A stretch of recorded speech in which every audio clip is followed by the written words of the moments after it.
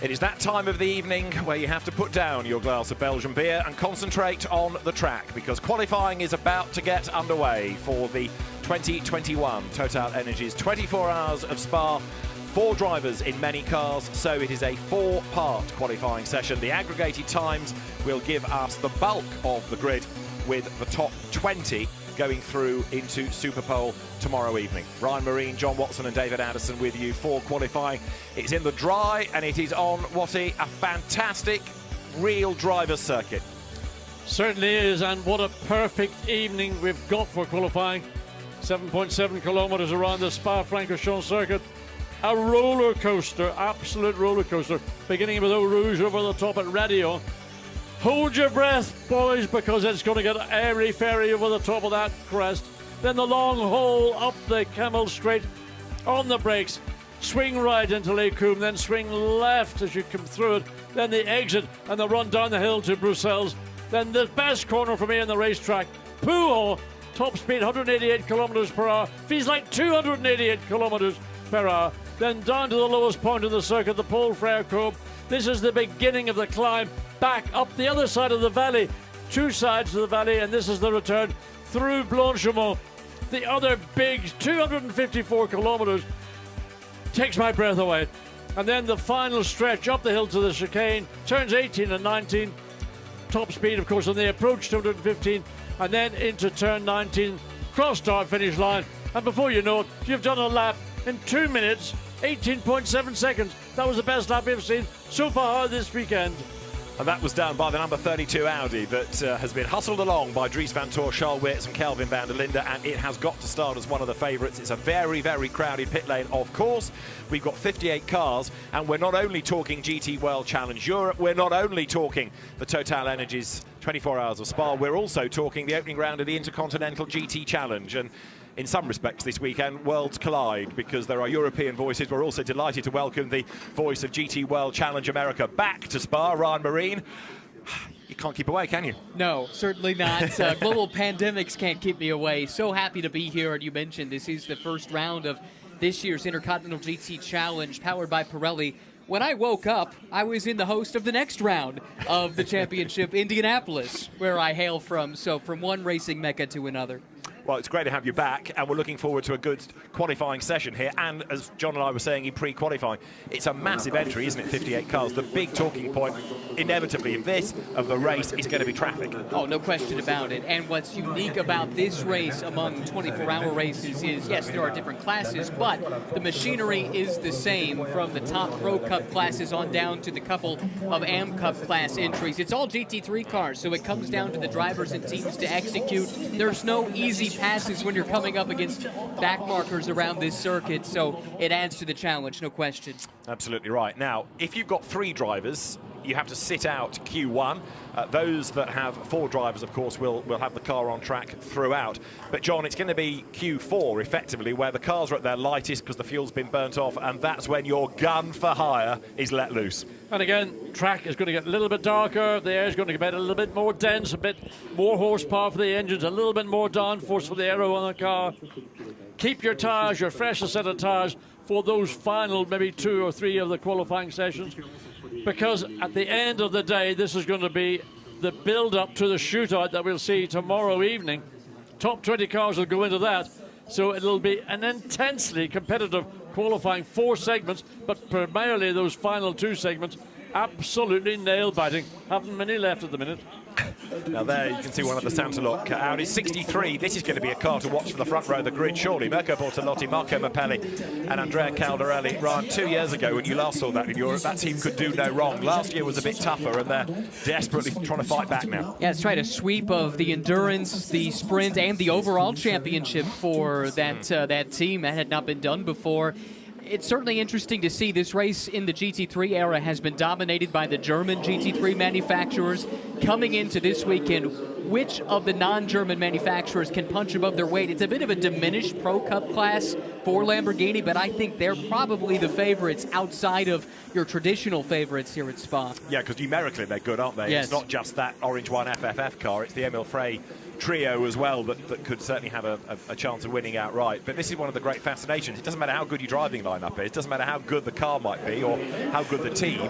Factor in incidents, factor in the weather, factor in whatever circumstance you care to choose. You just can't guarantee anything in this race. Well, you mentioned the weather, and I think anytime you come to Spa, that's a talking point. I know my one experience here, I got drenched in the overnight coverage down in the pit lane and was smiling the whole way through. I'm not sure the teams will be smiling quite so much. It does look like there is some rain in the forecast for the race. When it comes, how much it comes, where it comes. Keep in mind, this track is so big, it might be dry on one side, wet on the other, and some variation in between. So it's definitely going to be one of the variables to keep an eye on.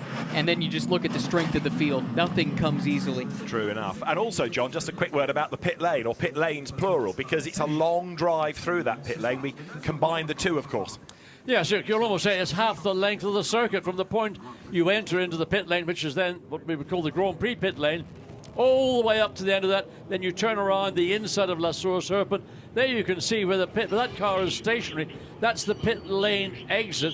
So cars will be gathering there gradually, the first group of cars going out, making their way down, and that is when it all starts to kick off. Absolutely. Some are playing themselves in a little more gently. Their number 5, the HRT Mercedes, is going to be driven first by Michele Beretta.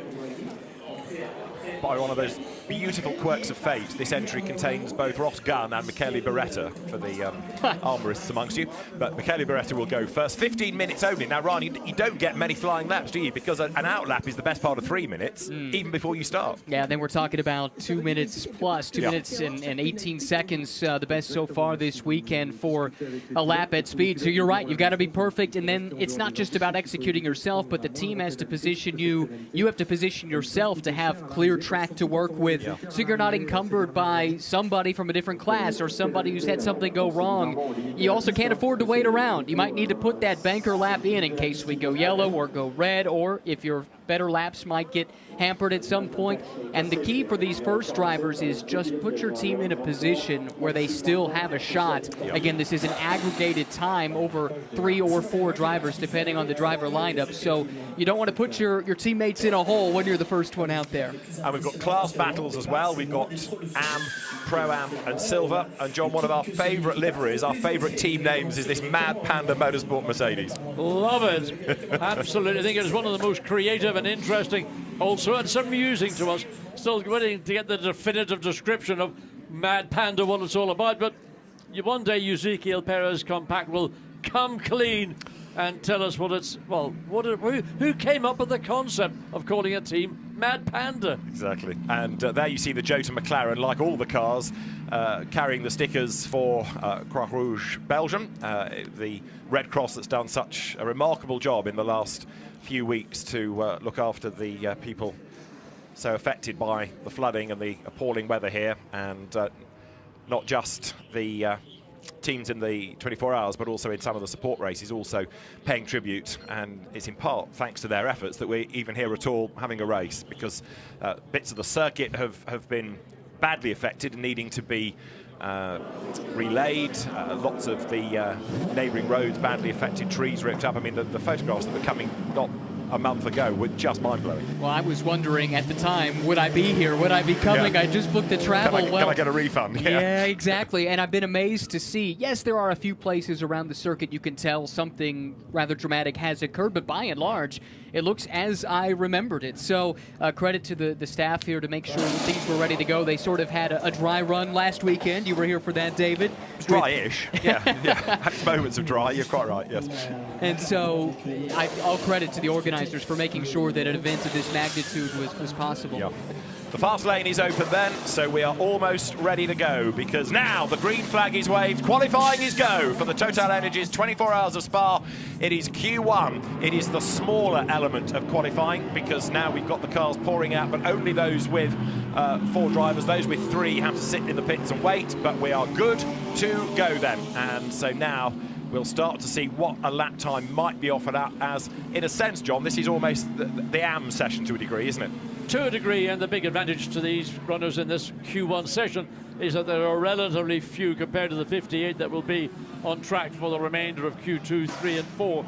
So they're getting actually an advantage to some degree, and not that these drivers will be doing 2, 3 or 4, but they can give feedback to their team and say, the track is the same as it was when we were last on track, 3 hours ago, or else the track has changed completely. So there is a small advantage to those teams that are running with up to 4 drivers in them.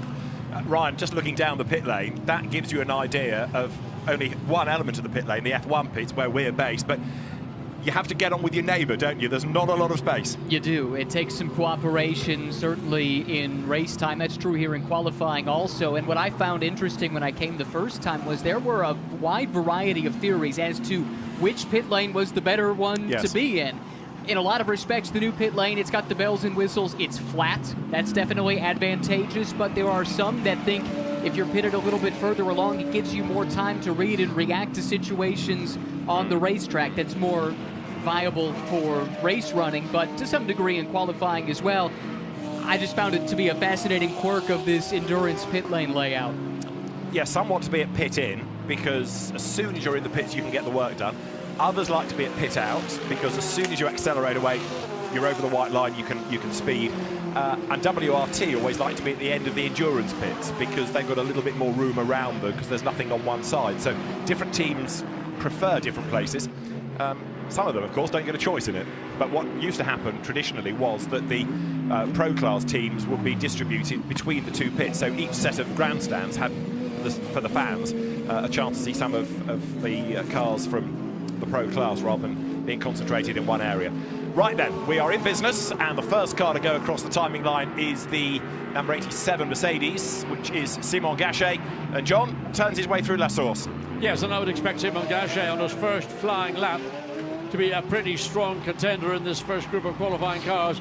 I mean, because you're in a 4-car driver lineup, it doesn't mean the driver that's going to take part in this session is maybe an AM or a Pro-Am driver. These are going to be a number of very capable drivers, capable of winning on their own merit. So up the hill, Simon Gachet thunders. But look what he's got facing him. He thought he was going to get a clear run up the Camel Straight. Sorry, guys. Have I told you how steep that is? It goes on and on and on, and it climbs and it climbs and it climbs. You know firsthand. Yes, from yesterday evening, trying to run around it. And it's only about now that you think, oh, finally I can go downhill at long last, but you need a lot of grunt to get up that hill. In fairness, running downhill is actually sometimes more difficult than running uphill. It's true. It's very true. So, a little bit of information. I know you knew that. Anyway, down the hill we go once again. Out of Speaker's Corner, the run down into Pujol, and Simon Gachet, who dearly loves to dive up the inside, but there was no signal coming from the Ferrari that I'm going to let you go through. So in effect, what's happened to Gachet is what he dreaded, is he's got hung out to drive behind a car that's beginning its first flying lap. Gachet, look, still trying to almost intimidate his way past the Ferrari. Finally gets the job done at Fagnes, but this lap will have been a waste of lap. Now, I don't know what set of tires he's got on, but if that was a fresh set of tires, he would have lost effectively that first flying lap, and that's a key lap on a brand new set of tires in particular. I won't go on about this because we've only got 10 3/4 minutes, but already we have people losing lap times, and because of the length of the lap, you can be told on that specific lap that it ain't going to count, and 2 cars on this first flying lap alone are losing lap times because of track limits. 2:22 and 90, the 2 offending cars at this point. I know, John, you were talking and lamenting some of the changes we've seen to this circuit over the years. Track limits, that really wasn't a thing when you raced here, right? Well, track limits were fundamentally grass verges, backed up by probably solid trees, and that was the best bit of it. Look, they call it progress. We made it safer. It's safer for drivers. It's safer for spectators. Hopefully it's better for spectators and for viewers. Now, Ollie Milroy and the McLaren doing a great job on his lap. Purple comes up to the final 2 turns, neat and tidy in, good exit. So this is going to be, I would suggest, fastest provisional time so far. He's got to beat 2:22. He does. Good job done. 2:21.4 then, Ollie Milroy. That's the jackpot lap, isn't it? 3 purple sectors. That's like getting all the cherries in a row on the fruit machine. Now, this car number 107 Bentley. There's only the one Bentley in the race, the South African Stuart White at the wheel of it. This has got so much grunt in a straight line. Every round we've talked about in Europe this year, look at the speed track data, look at the fastest speed of a car, boom, the Bentley is there at the top. Well, we missed those Bentleys in GT World Challenge America, no question about it. That this is looking awfully solid here. A purple Sector 1, dropped off a little bit, it appears, or currently running through the second sector. We'll take a look at the time, but definitely love the look of that car. It's one of the brilliant things about GT3 racing. You get such different cars, the variety in power plants, in appearances. It's just amazing. It's really the only place you could see something like a Bentley compete against a McLaren, against a Ferrari, against an Audi, etc., etc., etc. But they make great noises no as well. question. I know there are people that like these electric cars for pootling around town, you know, their little city cars, but these are proper cars. They make a good noise, don't they? Motorsport, I think, is about entertainment, and to me, as somebody who's more senior than most around in this broadcast, and that's not just in the commentary booth either, but motorsport should be about visual excitement, it should be about audio excitement, excitement in general, and certainly a thing like the Bentley. You know, you don't get the whine of an electric motor, you get the throb of 8 cylinders pumping out horsepower. The junior amongst us agrees, for what it's worth. You don't have to convince me, John. The Bentley, it did a lap. It's rather irrelevant now after all of that. But anyway, it's gone over the line. We have only got 8 more minutes of rant. Sorry, 8 more minutes of the session still to go. But right now, fastest of all is the Top Sport WRT number 7 Mercedes in the hands of the Turkish driver Berke Besler. Scrap that, because there he is. He's now gone second. Simon Gachet has responded by exactly 1 second to the 1,000th. He is 1 second faster. So Besler here ends up being elbowed back down to second, and there are still, John, a few that haven't yet even done a flying lap. Amongst them is Stuart White in the 107, I mean, purple Sector 1, so that could be the sort of, at the very last offerings, 7 minutes to go, so watch and see what's happening. Likewise, Ezequiel Perez Compact's got faster sector time now in Sector 2. 77 has just lost another lap, which is Miguel Ramos in the Barwell Motorsport Lamborghini. Barwell won here last week in the dry run, as Ryan was saying, the British GT 2R race with Leo Michitsky, who is part of that 77 driving force, and Dennis Lind, who defects to go to WRT and drives an Audi this weekend. But Dennis Lind was in great form, both on track and in the bar last weekend. He's a great character, Dennis, and would love to avenge last year's demons by a race win, and he's certainly capable of doing it. Ollie Milroy, John, is on his toes again. He's done an absolute best in the first sector, and Ezequiel Perez Compact has now gone second, which means that the Mercedes 1-2 is split by 82 thousandths of a second at around 7.7 kilometres. That's insane. And it's remarkably close, but that's what we've come to expect. It is a rare thing when someone can take pole by tenths of a second. We're talking fractions of tenths more often than not in GT3 racing. Taking a look here again at this Berke Besler-driven car, 22-year-old from Istanbul in Turkey, comes with a lot of experience in single-make Porsche racing. Adapting nicely to the front engine Mercedes, dropped off a little bit there, but still very impressive. 5th fastest thus far with 5 minutes and change left in Q1. So the Mercedes thunders downhill. Ollie Milroy, absolute best in the first sector in the Inception Racing McLaren. It's interesting that they've put Ollie into the car first. There it is, because he's probably one of the most experienced drivers of that quartet. It's Ollie Milroy, Brendan Areeb, Kevin Madsen. All right, Jordan Pepper for Q4, I get. Ollie Milroy to go first. Interesting. I would have thought they'd have put one of the less experienced drivers out with less traffic. I just wonder, I mentioned earlier, if you put a driver out who's got that little bit of experience, can he help the team by saying that the track is better, or whatever? Lost, unfortunately, over a second in that Sector 2. Don't know whether that was traffic related, on doing all the good work he'd done in Sector 1 by going fastest overall. So coming into this final sector to see whether Milroy will, I may have just to consolidate his currently 3rd quickest time, 20.601. So up across the line, now 2:25. You see on the line, just lost a shed load of time, bailed out of it basically to keep the tire. Stuart White, in the meantime, the 107 Bentley, up into 4th position. And Tuomas Tuijala here in the Garage 59 Silver Cup entry is hustling on. He's using an awful lot of curb down at campus into Cours Paul Frere now, comes out the other side, and he's way over the curb there, and those curves are so low, so flat, certainly at the exit of that corner at turn 19, that they very much become part of the racing line. But this is looking good, 2 personal bests. Definitely trending the right direction for the Aston, coming through Blanchimont now. Looking nice and stout, the Finn behind the wheel of the number 159 Ford Garage 59. Out of the hairpin, and we'll see what he can put up here. 2 solid opening sectors, David. It's been looking good. 8th at the start of the lap, 3rd at the end of it, even though he was down in the last sector. But Thomas Tuula then goes 3rd fastest, 2 minutes 20.585, and he's only there for a 1/5 of a second away from the provisional top time of this session. Very good indeed. Just sort of the time just neat and tidy arrived, and all of a sudden 3rd quickest, very handy indeed, just a 10th and a bit of a second behind the 2nd place Ezekiel Perez compact in the Mad Panda Mercedes, who's just a further 82 hundredths behind Simon Gachet, so very tight in the top 3. And our AWS race vision graphic showing us that the BMW of Jens Liebhauser is the fastest car into Eau Rouge at 244 kilometres an hour. Alexander West in the Aston Martin 243, Ollie Milroy's McLaren 242. But John, those cars at the top of that graphic, the front engine grunt and go beasts, aren't they? The BM and the Aston.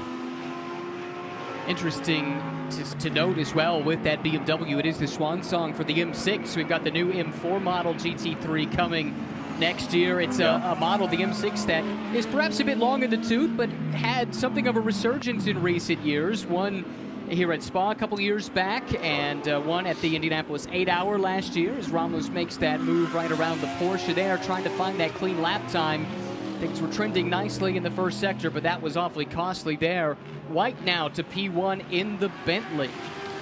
And John, Nico Bastian in the Mercedes up to 2nd. He's somebody that I know you rate, Nico Bastian. I just think Nico Bastian, I've always been a fan of what he's done. He's always been in a Pro-Am car or a Silver Cup car, and keeps saying, what would it be like if he's in a full Pro car? Well, he knows what he's capable of. His 2nd quickest right now, 3/10 and a bit down on Stuart White in the Bentley. The Bentley really has come on strong with just over 2 minutes of the session remaining, so Ramos will come across the line. And there's more, well, it will be in fact his last lap, but he will be able to compete that lap. Headlights on already. It's now 9 o'clock at night here in Spa-Francorchamps. Probably another 20 minutes, 30 minutes of light before it starts to sun sink down behind the Ardennes forest and whatever else is above it. You just saw Leo Michitsky watching on, because you've seen his car number 77 out on track. Leo was a delighted pole position holder before the race got underway last weekend, and he was interviewed on television, and he was absolutely delighted until somebody noticed during his interview he didn't have one of the requisite sponsors patches on. So at the end of his interview he was 250 quid lighter, but you can't win them all, can you? Got on TV. Bertrand Baguette is on a roll, so to speak. The local hero, the Belgian driver, driving for the Orange One FFF racing team, and a good first sector, but he's lost a chunk of time in the middle. Yes, again, we don't know whether that's traffic or whether he just bailed out of it, but certainly to lose over 8.5 seconds in one sector, there's something clearly a reason for it, and usually it's the driver looking for that clear lap. Bertrand Baguette, certainly a driver who would be, in my book, a full pro driver, spent time racing over in the States doing Indy Lights. I don't know if he did Indy or not, a bit of Formula One. I mean, a very versatile racing driver all around. Did make a couple of Indy 500 starts. In fact, led late on an alternate fuel strategy in 2011, I think it was. But recently has been doing most of his racing in Japan, Super GT. We've seen him as part of the Honda factory program in Intercontinental GT Challenge the last few years. With that demise, the demise of that program, though, interesting to see him slot in here in the Lamborghini as we hop on board. Right, now let's see what it's like to ride a Ferrari around Spa-Francorchamps. 75 Ferrari up the hill over the start-finish line. Down into, up into La Source. Get your braking point right. Turn the nose in, make your apex. Let the car run out to the curbs. Don't run over the top of the curb. That'll cause the back end to snap. Now, flat out all the way down the hill from La Source down into the compression at Eau Rouge, then the transition left to right. The car gets very low. Well, track limit. I didn't see that, did you? Nobody saw that, did they? But anyway, Jonathan Nui climbing, catching. A very long gap in 5th and 6th gear. up to about 275 kilometers per hour and compromised behind the Porsche. And he's going to have to be patient. He's going to have to wait until he gets out of this three-corner complex at Les Combes and Malmedy. And in effect, his lap has been compromised left, right and centre. Down into Brussels, Porsche runs a little bit wide. That's going to cut back.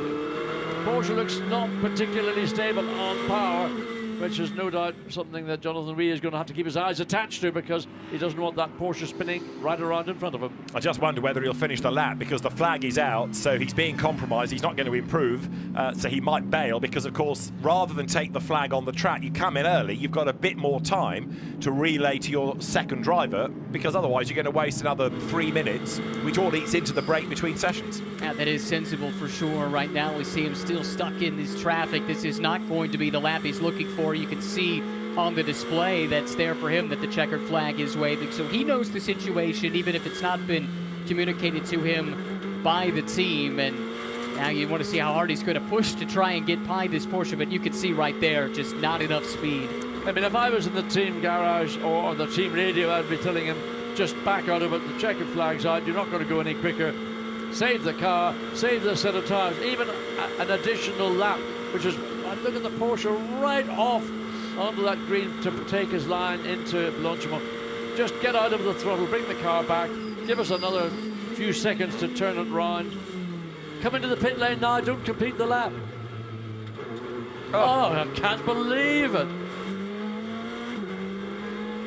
Well, he's going to complete the lap on the track, but that surprises me. I would have thought, with so much time wasted, that he would have gone for the pit lane, because the flag is out. He's not going to be able to start another flying lap, so very odd. Anyway. I mean, again, I feel that that's the communication that should have taken place between Hui and the pit lane, or certainly those working on the laptops, the computers, to know what precisely they need to do and what they don't need to do. And that was a case of they don't need to do another lap. It's a waste of time. It's going to cut into the length of time now for the team to turn the drivers around. And if there's any adjustments that maybe want to be made based on what Hui might have to say, 3 minutes or whatever, lost. Q2 starts at 21.12. It's 21.07 and a bit. And by the time I've told you about the results, it'll be 21.08. So they're losing time rapidly. Stuart White was the fastest by 0.386 of a second from Nico Bastian, with Simon Gachet third. Thomas Trulli fourth, ahead of Ezequiel Perez Compact and Ollie Milroy's McLaren sixth. Lamborghini champ Alberto Di Folco seventh, ahead of Michele Beretta, then Becky Besler and Martin Rum rounding out the top 10, ahead of Bertrand Baguette, Nicholas Bourne, Tim Coleman and Sam de Haan. Lars Kern, Porsche's development driver, 15th out of a field of 27 for Q1, but of course plenty more to come. The circuit's going to get much busier for Q2, John. Put that into perspective, Stuart White's best lap, 2:19.7, is a fraction under a second slower than the very, very, very best lap we've seen here this afternoon. That was by Dries van Thor, along with Kelvin van der Linde and Charles Vert, which was a 2:18.7. I think it's a very good effort, going out stone cold. Track, although the track has been in use since these cars were last out, but a track is a living thing and it's constantly changing. So a good effort indeed by the Bentley boys to bring it up to quickest in Q1. So the sun is starting to set over the forests and it's staying dry, contrary to most people's expectation. But now, Ryan, the circuit is going to become much, much busier. We've just seen the effects of traffic, and that was with effectively half the field. Yeah, you took the words out of my mouth. 27 cars turned laps in that segment. That is all 27 of the cars with 4 driver lineups. Now we're about to add all of the lineups that only employ 3 drivers into the mix, and finding that precious clear track. That's going to be crucial to setting the kind of time that it's going to be that's going to be required to try and make it into Super Pole. Again, top 20 aggregated times move on. It is an average between the 3 or 4 drivers. One other takeaway from that session, guys. Look at the top 5. Bentley, Mercedes, and Aston make up those 5. Among them, all front-engine cars. I wonder if there's anything we should take away from that. John? Well, I've always said, in a long-distance race, a 24-hour race such as Spa-Francorchamps, you want a car that makes your life as easy as possible over that duration. So let's hear from Stuart White.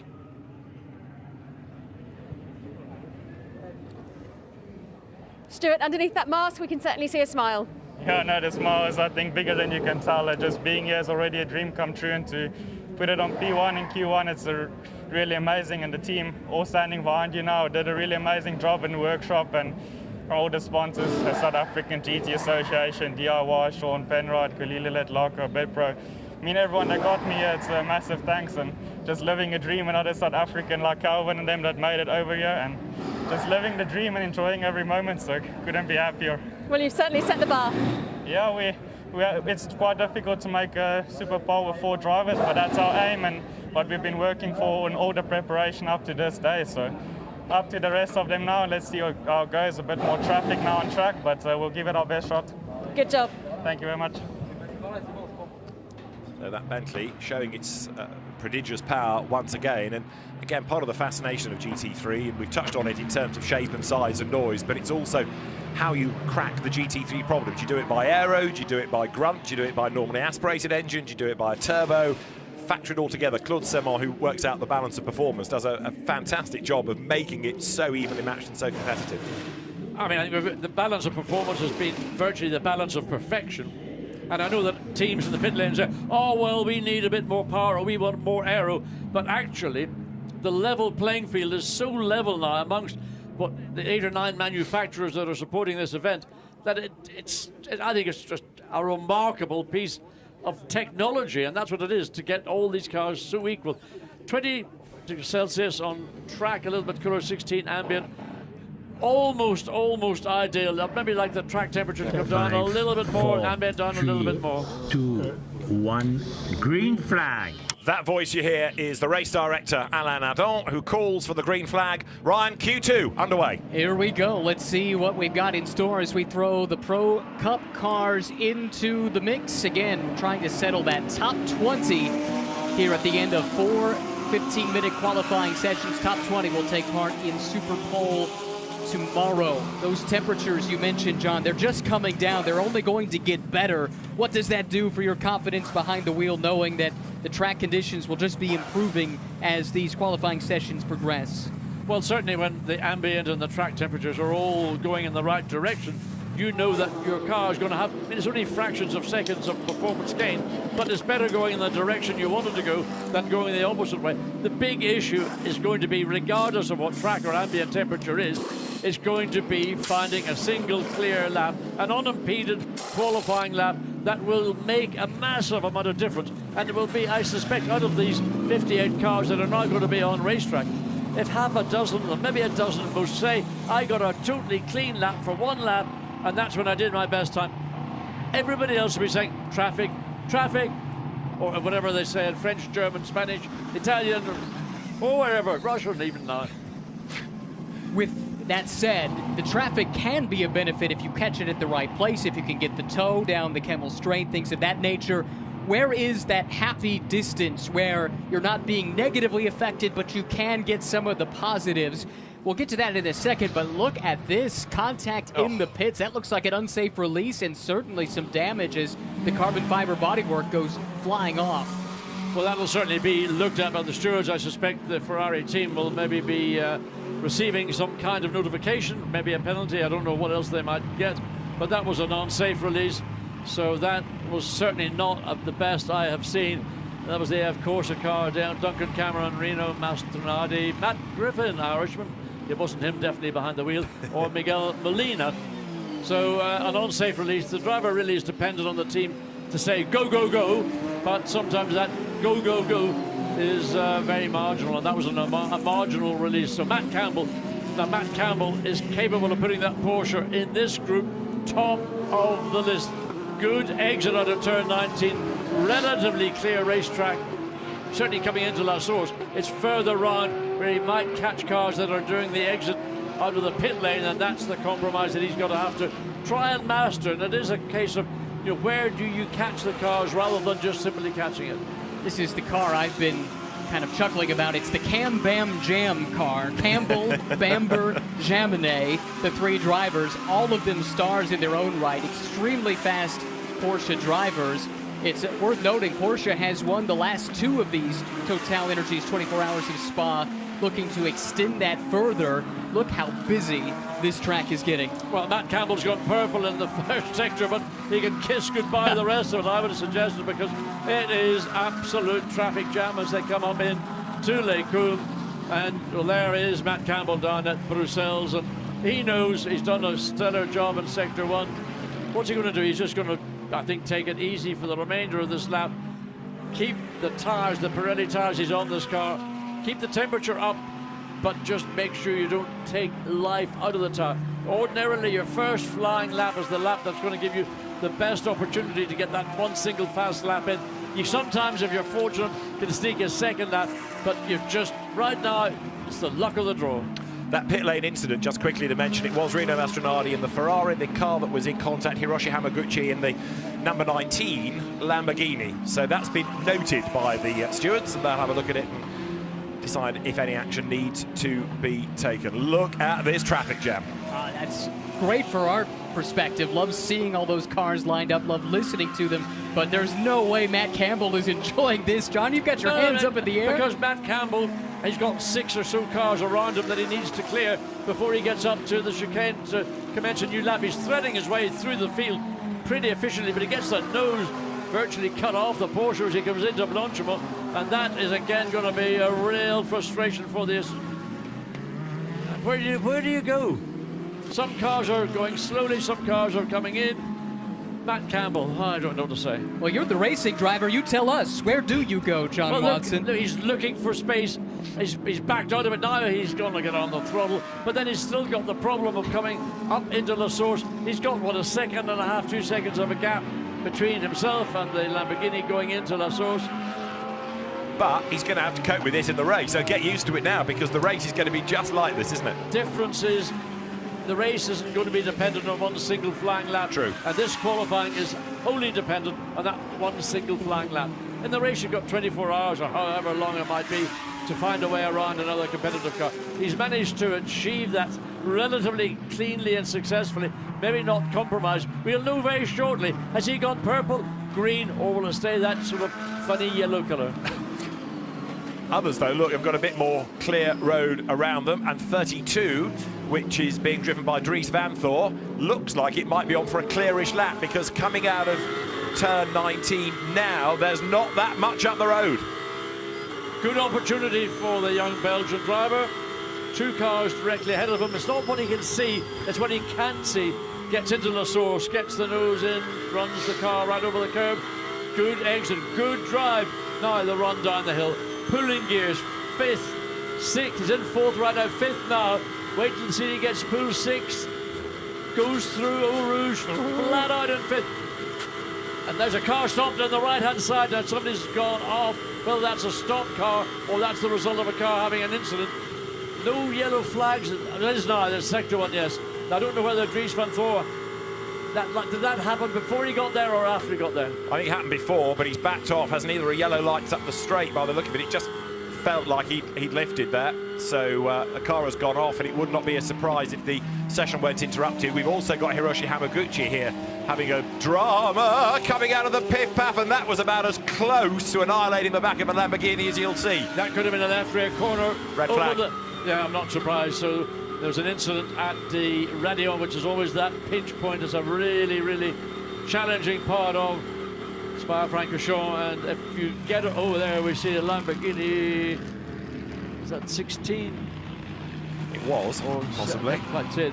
Certainly the right-hand side of the Lamborghini has had heavy contact with the tyre bale on the outside. So red flag. The clock has stopped. So it'll take some time to get the car removed, or a little bit of time to get the car removed, just to check that the barriers, the tyre bales, will be securely relocated. And in fact, he's made a good old bite at it. And that's a biggie, isn't it? That's a biggie, because he's done the tyre damage, and look how far back the car has gone. And that's not very well, is it, that car? So Tim Zimmerman in the Grasso Racing Lamborghini, he's out of the car, he's walked away. So it's just to get the car removed, but also to get the tyre bales realigned.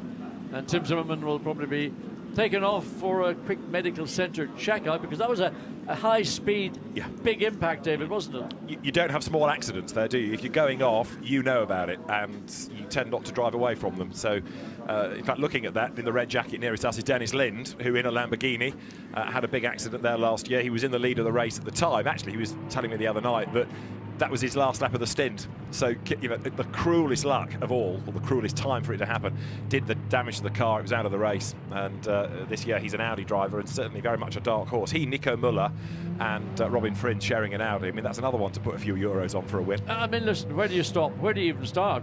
And I'm a big fan of Dennis Lind. When I saw him at Monza about 3 years ago in appalling wet weather conditions, and he was just a star on that afternoon. So everybody coming back into the pit lane, and it takes time for the entire field to get back. So we've still got 8 minutes and 11 seconds of the session remaining when it recommences. The trouble is that this coming at the midpoint completely throws your plan for the session out of the window, because you've only just started to get into a rhythm. You've only just really started to go for a lap time, and there are still plenty that haven't. Only 22 of 58 got a lap time in.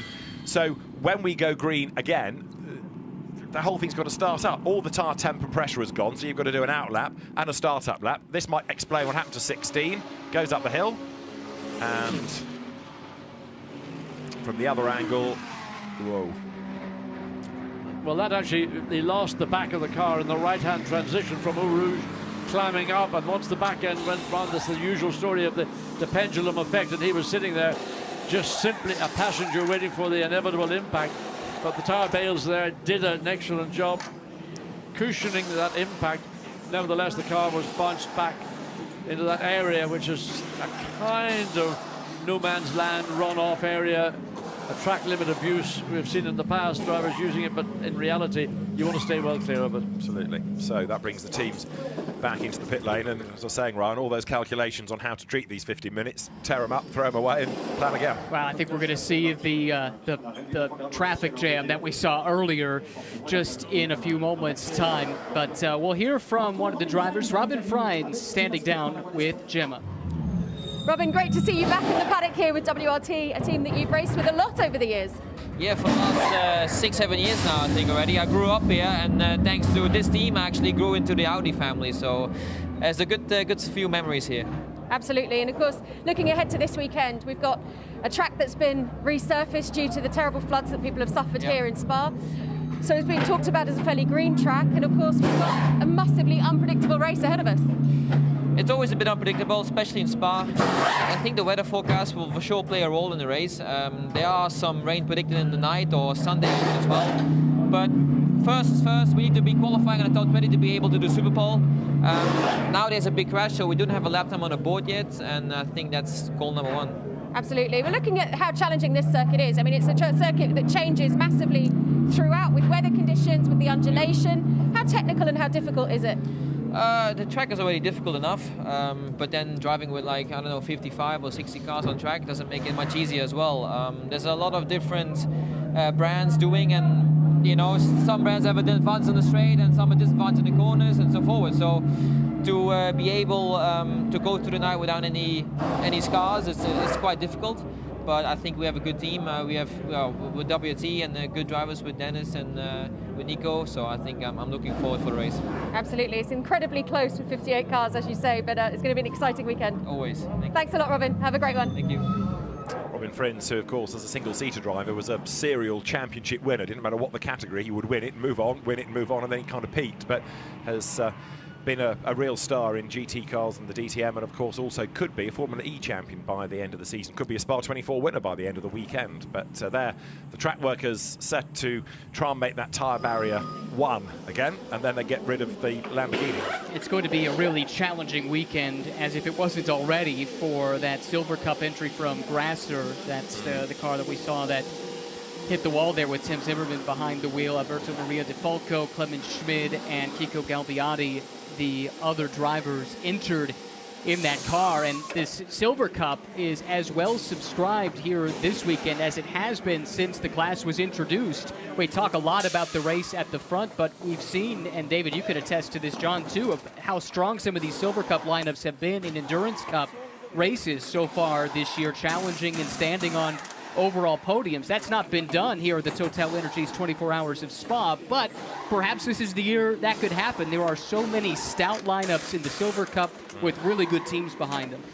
Absolutely, and you have drivers of good pace, and you have circumstance to throw into the mix as well. So, absolutely, it is. Yes, you can look at the entry list and say that's a strong car, but we know that anything can happen. It really is wide open for certainly the Pro and the Silvers. Definitely, but also you've got to throw in facts. And there are two facts that are glaringly obvious to me sitting here looking, timing and scoring, and that is Rafaeli Marciello, Nicky team have done lap times quicker than anybody else has done this weekend, and they have got that lap time secure. Everybody else has got to go out and try and do it again.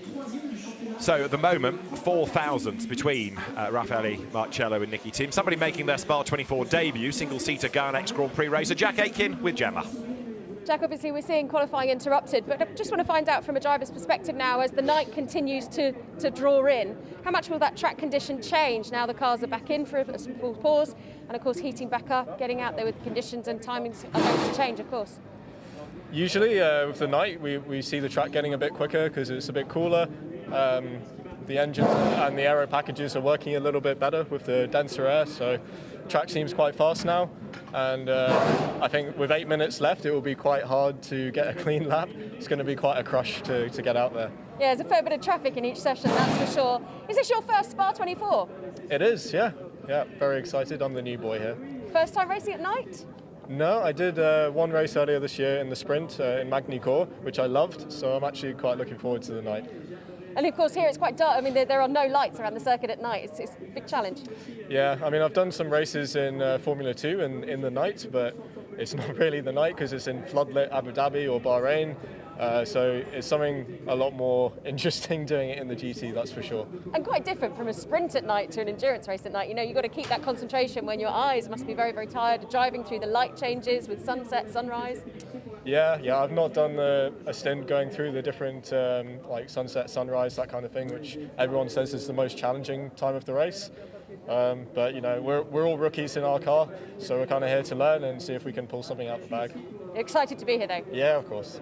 Have a great one. Thanks, Jack. Thank you. Cheers. John, you have been through that as a driver in 24-hour races, the change and light change of feel. What is it like? Best bit for me is coming into dawn. I've lost my thread. No, you know what I'm talking about, David. No, the best bit is coming into dawn. Not the worst bit's going into darkness. There's a point where the light, maybe around where it is right now, it's still too light for headlights to be effective, but you've got that, you can't quite have the depth of perception, depth of field that you would have in either broad daylight or even at night time. The headlights in these cars in darkness are extremely powerful, got a very, very long throw and a big spread, so you actually have got a lot of illumination. It's that middle patch that's always, for me, the least enjoyable. If you go back many decades now, the Spa 24 always used to be around at the European Touring Car Championship, and one of the features was that on the rear screens there'd be lots and lots of tape to try and get rid of all of that glare from the headlights. Well, now, yes, they're GT cars, but such is the aero that they don't have rear windscreens, they don't really have rear view mirrors. It's all done with a camera, and that's relayed onto a little screen. But of course, that screen is just going to be showing you headlights now. Yeah, and that's probably a bit distracting. Absolutely. When you're behind the wheel, having to deal with that, plus try and pick your way around one of the most challenging racetracks on the planet.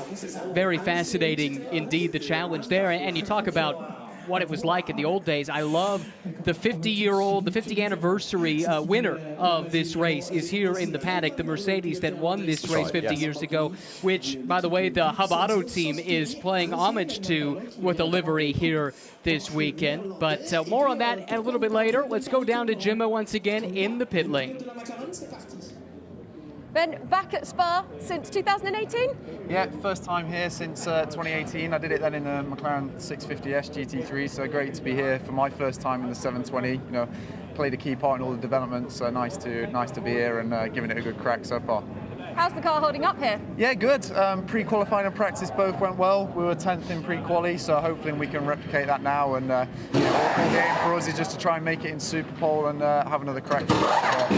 Boys have been doing a good job. Team Jota, Omega, and the support from McLaren's been phenomenal. So we're all giving it This circuit's always known as a real special place to race, a special place to be. What is it that makes it so special to everyone? Well, I mean, there's so much history about the track, and it's got, Eau Rouge, one of the best corners, and Radion, one of the best corners in the world. We actually have to set the car just for that one corner, so and then that affects the rest of it. So it's just got so many unique challenges, and obviously the weather is always going to play a big part. Looks like we've been lucky tonight, staying dry so far. I mean, I wouldn't mind if it rained. I'm a big fan of the weather, being British, but yeah, it's just a special event. Super lucky to be here, and grateful for every second we get in the car.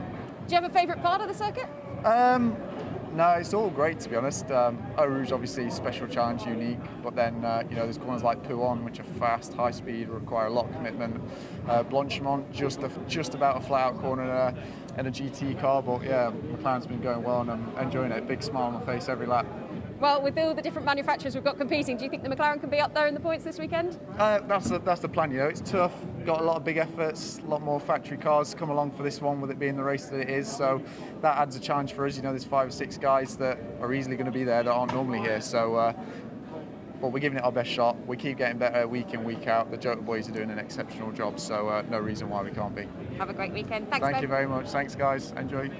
Thank you. So Ben Barnicoat, who is, as you hear, a McLaren driver. The circuit's not been kind to McLaren over the years, but he was talking about the lap, John. Let's just remind ourselves what it contains. Yeah, we just come through Eau Rouge over the top at Radio and the scene of that incident. Then the drop down. There we are, Pouhon. That is, to me, the fastest, not the fastest, the best corner on the circuit. Up the hill now, through Blanchimont, back into the chicane, and then La Source, effectively the slowest corner on the racetrack. 7.004 kilometers per hour per distance. That's the view from La Source all the way down to the exit of turn 19. Can I just point out that even up to La Source, there's a little bit of an incline, and it's also slightly tilted, as you see. It's cambered towards the pit wall there. The camera picks that up. Actually, if you're walking up it, you'll even notice it even more, because the camber will mean that your body's slightly tilted, so your right hip's taking more pressure than your left.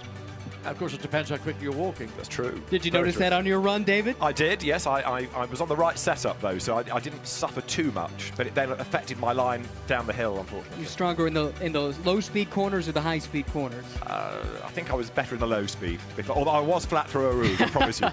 Right, when the green flag is waved, we will have 8 more minutes, because we will continue Q2.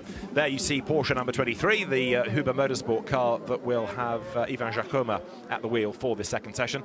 Largely this is graduates from GT4 racing, but it's good to have them on the grid and looking good for the honours. 51 is the Com Ledegar Iron Lynx Ferrari, and the Iron Lynx squad that has come in very, very impressively to GT racing, to single-seater racing, junior single-seater racing this year. That could be a big factor, the Iron Lynx team in general. They seem to be very much blessed by the folks in Maranello and Ferrari, and you hear about the partnership they've struck with the great open-wheel junior team Prima as well, and it was a bit vague in the announcement exactly what their projects were going to be, but it was left tantalizing, no question, that there could be some very exciting things coming for both Iron Lynx and Prima, with a lot of sports car enterprises coming for Ferrari. But this is that esteemed corner, Eau Rouge, and then up the hill to Radion, John, that so many drivers just drool about.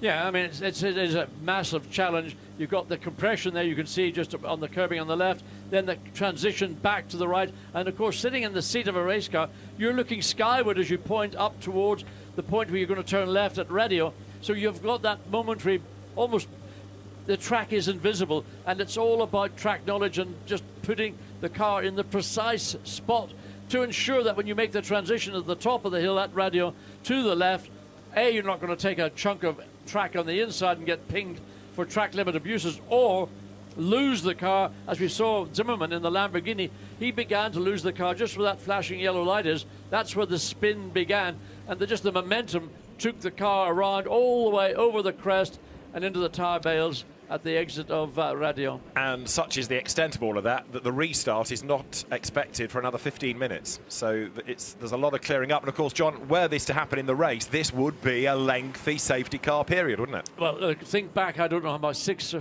years, there was a monumental incident followed by another monumental incident. Now let's have a look at Blanchimont, quickest through there. Karim Auger in the BMW. Absolutely a stunning 253 kilometers per hour. Rob Bell in the McLaren likewise, and then Terashenko in the Mercedes, Olsen in the Porsche, Romain Dumas in the Porsche. But what, 6 kilometers per hour difference between the Porsche in 5th and Karim Auger in the BMW says an awful lot about the stability of the BMW. It can hoik itself around Blanchimont at the best part of 253 kilometers, almost 160 miles an hour. Very impressive indeed, as you see there, the Iron Lynx Ferrari number 71, which is good to go. We've talked about number 22 Porsche. Let's hear from Mathieu Jaminet and Earl Bamber with Gemma in the pit lane. Boys, you're both looking very relaxed at this point. Yeah, I mean, you're just waiting to see when we get the restart. I mean, it was good to see that the guy's safe, but hopefully we get rolling soon. I heard, was it 9:50? I think 9:50 we're due to restart. Yeah, exactly. So it's going to be tough. We're going to go straight in the dark and do a quali lap. And that's tough because you've got limited visibility. You've not been out on track yet. Yeah, exactly. I mean, we know the peak on the tires on these Pirelli tires and on lap 1 or 2, so go straight in the dark. It's going to be a challenge for everybody. Yeah, let's try to be out of trouble and already have a good lap time now with Matt. Let's see how it goes, but it's the same for everybody. So. Absolutely, but it's nice to see that you stay so relaxed, even though the pressure's mounting. Yeah, I think in the end we are not in the car, so we can be we can enjoy and see things around, and let's see when we go in. Okay, well, thank you very much. We'll see you out there. Thank you. Thank you. So that's Bam and Jam, and Cam is in the car, ready to go. But the point well made, really, that when this session restarts, they're going to have to be on it, peak of the tyres within a couple of laps. Half a session, effectively, is all they've got. And the light's fading fast. Well, we talked about pit selection being important, and that does hold true here for qualifying. If you are in some of those coveted positions at the exit of the old pits, well, you do have clear track out in front of you. You better make hay. Well, the sun's not shining, but you better make hay anyway, because you're one of the lucky few that's not going to have taillights to chase. Sven Muller good to go in the Rutronic Porsche. That has done a time for 21st. But that car will be one to watch. So also number 95, the Pro Aston Martin that Nicky Thiem will be behind the wheel of. And second quickest, isn't it, Ron? Yeah, very fast so far, as you would expect. Taking a look at this driver lineup, Nicky Thiem, just iconic in an Aston Martin. We see just out the commentary box window the remains of the crashed Lamborghini making its way back to the pit lane, and that has seen better days. The chances of it being needed tomorrow in Superpole are nil. It might be out for the warm-up, but it could just about be rebuilt, I guess, for Saturday. But there's a lot of work to be done on that car, John. Depends if there's any structural damage. The bodywork, you know, the bits that you see, the pretty bits, can be replaced very quickly and easily. It depends whether the chassis, particularly around the front of the car, took an impact, whether it was at the back of the car. Well, you can change a gearbox, you can change the suspension, you might change an engine, take a penalty. But frankly, you know, if you're going to start in the pit lane for a 24-hour race, I know a lot worse places you could start this race than starting from here in the pit lane. Absolutely. Let all the dramas happen ahead of you. Indeed. And you can pick up the pieces. Absolutely. Well, hopefully that Grasser Lamborghini is going to be good to go on Saturday, but ideally they'd like to run it tomorrow in the warm-up. That's what it's there for. There isn't really time for the warm-up on Saturday with all the support races, so the warm-up comes after the Superpole session. You don't have to do it, but it is an option. Leo Machitsky, a winner here last weekend in British GT, as part of the Barwell Motorsport Lamborghini crew, and victorious he was. What can he do this weekend? Let's find out, because Leo's with Gemma. Leo, you were here last weekend with British GT and you won. Yeah, I did. Yes, I did, absolutely. Very proud of that, but great for you to have had that experience coming into the 24. Yeah, it was good. Fortunately, well, there's a lot less cars there than there was in this quali. Does that give you a little bit of an advantage when you go into a session having raced here the previous weekend? I think the advantage is gone now. I compromised a lot of time, of my seat time in the car in the testing sessions for my teammates, because I was already up to speed. I think we're looking good for the quali, but bus stop was looking like a drive-through at McDonald's, so it was impossible to get a lap, and then the red flag. Difficult, and there's a tough fight in the Pro-Am class, of course. Yeah, there's always a tough fight in the Pro-Am class. But looking ahead to the weekend, are you looking forward to it? Yeah. Brilliant, thank you. Thank you, guys. a stalwart, Leo Machitsky. He knows his way around here very impressively. This is the winning car from last week. It is the same car. It's just had panels taken off it and the alternative livery panels put on. Leo Machitsky and Dennis Lind sharing the driving and heading down through Bruxelles. But in the 2-hour race that was rather affected by a start line accident, it left this car clear to take the win. But Leo Machitsky and Dennis Lind victorious in the 2-hour British GT race. Excellent way of going testing in a way, just a week ago. Bright and sunny for that. Light fading fast, Ryan, right here, right now. Definitely different conditions than we were anticipating for this portion of qualifying because we've had the clock stopped here with 8:11. This is good to see as Tim Zimmerman has made his way back to the GRT garage after that heavy crash up the hill. You said it earlier, I think it was David.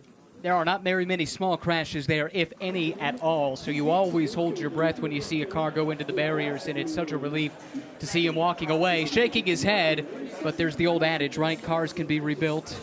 It's just important to see the driver will be able to race again another day. Exactly, and until the team can, again to pick up on John's point, until the team can really get hold of the car and see what's left, John, they don't know whether they can go home yet or not, or whether it's worth even attempting a rebuild. I mean, the team will have the car stripped down pretty quickly. Once they can get it into the garage, they get all the body panels off, they can then start to look around the structural parts of the car, the bits that they can replace, such as suspension, bodywork, aero parts, even a gearbox, drive shafts, even an engine. Sometimes an engine can get a knock in a rearward shunt like that. But for me, it's always going to be around the front of the chassis, the mechanical and metal parts, that if that is twisted or distorted, then there's very little prospect of it. So let's hope that the impact was sufficiently cushioned by that tyre bale, a very deep tyre bale, up at the top of radio. And because the car bounced back off, a lot of the energy will have been absorbed in that ricochet off the tyre wall.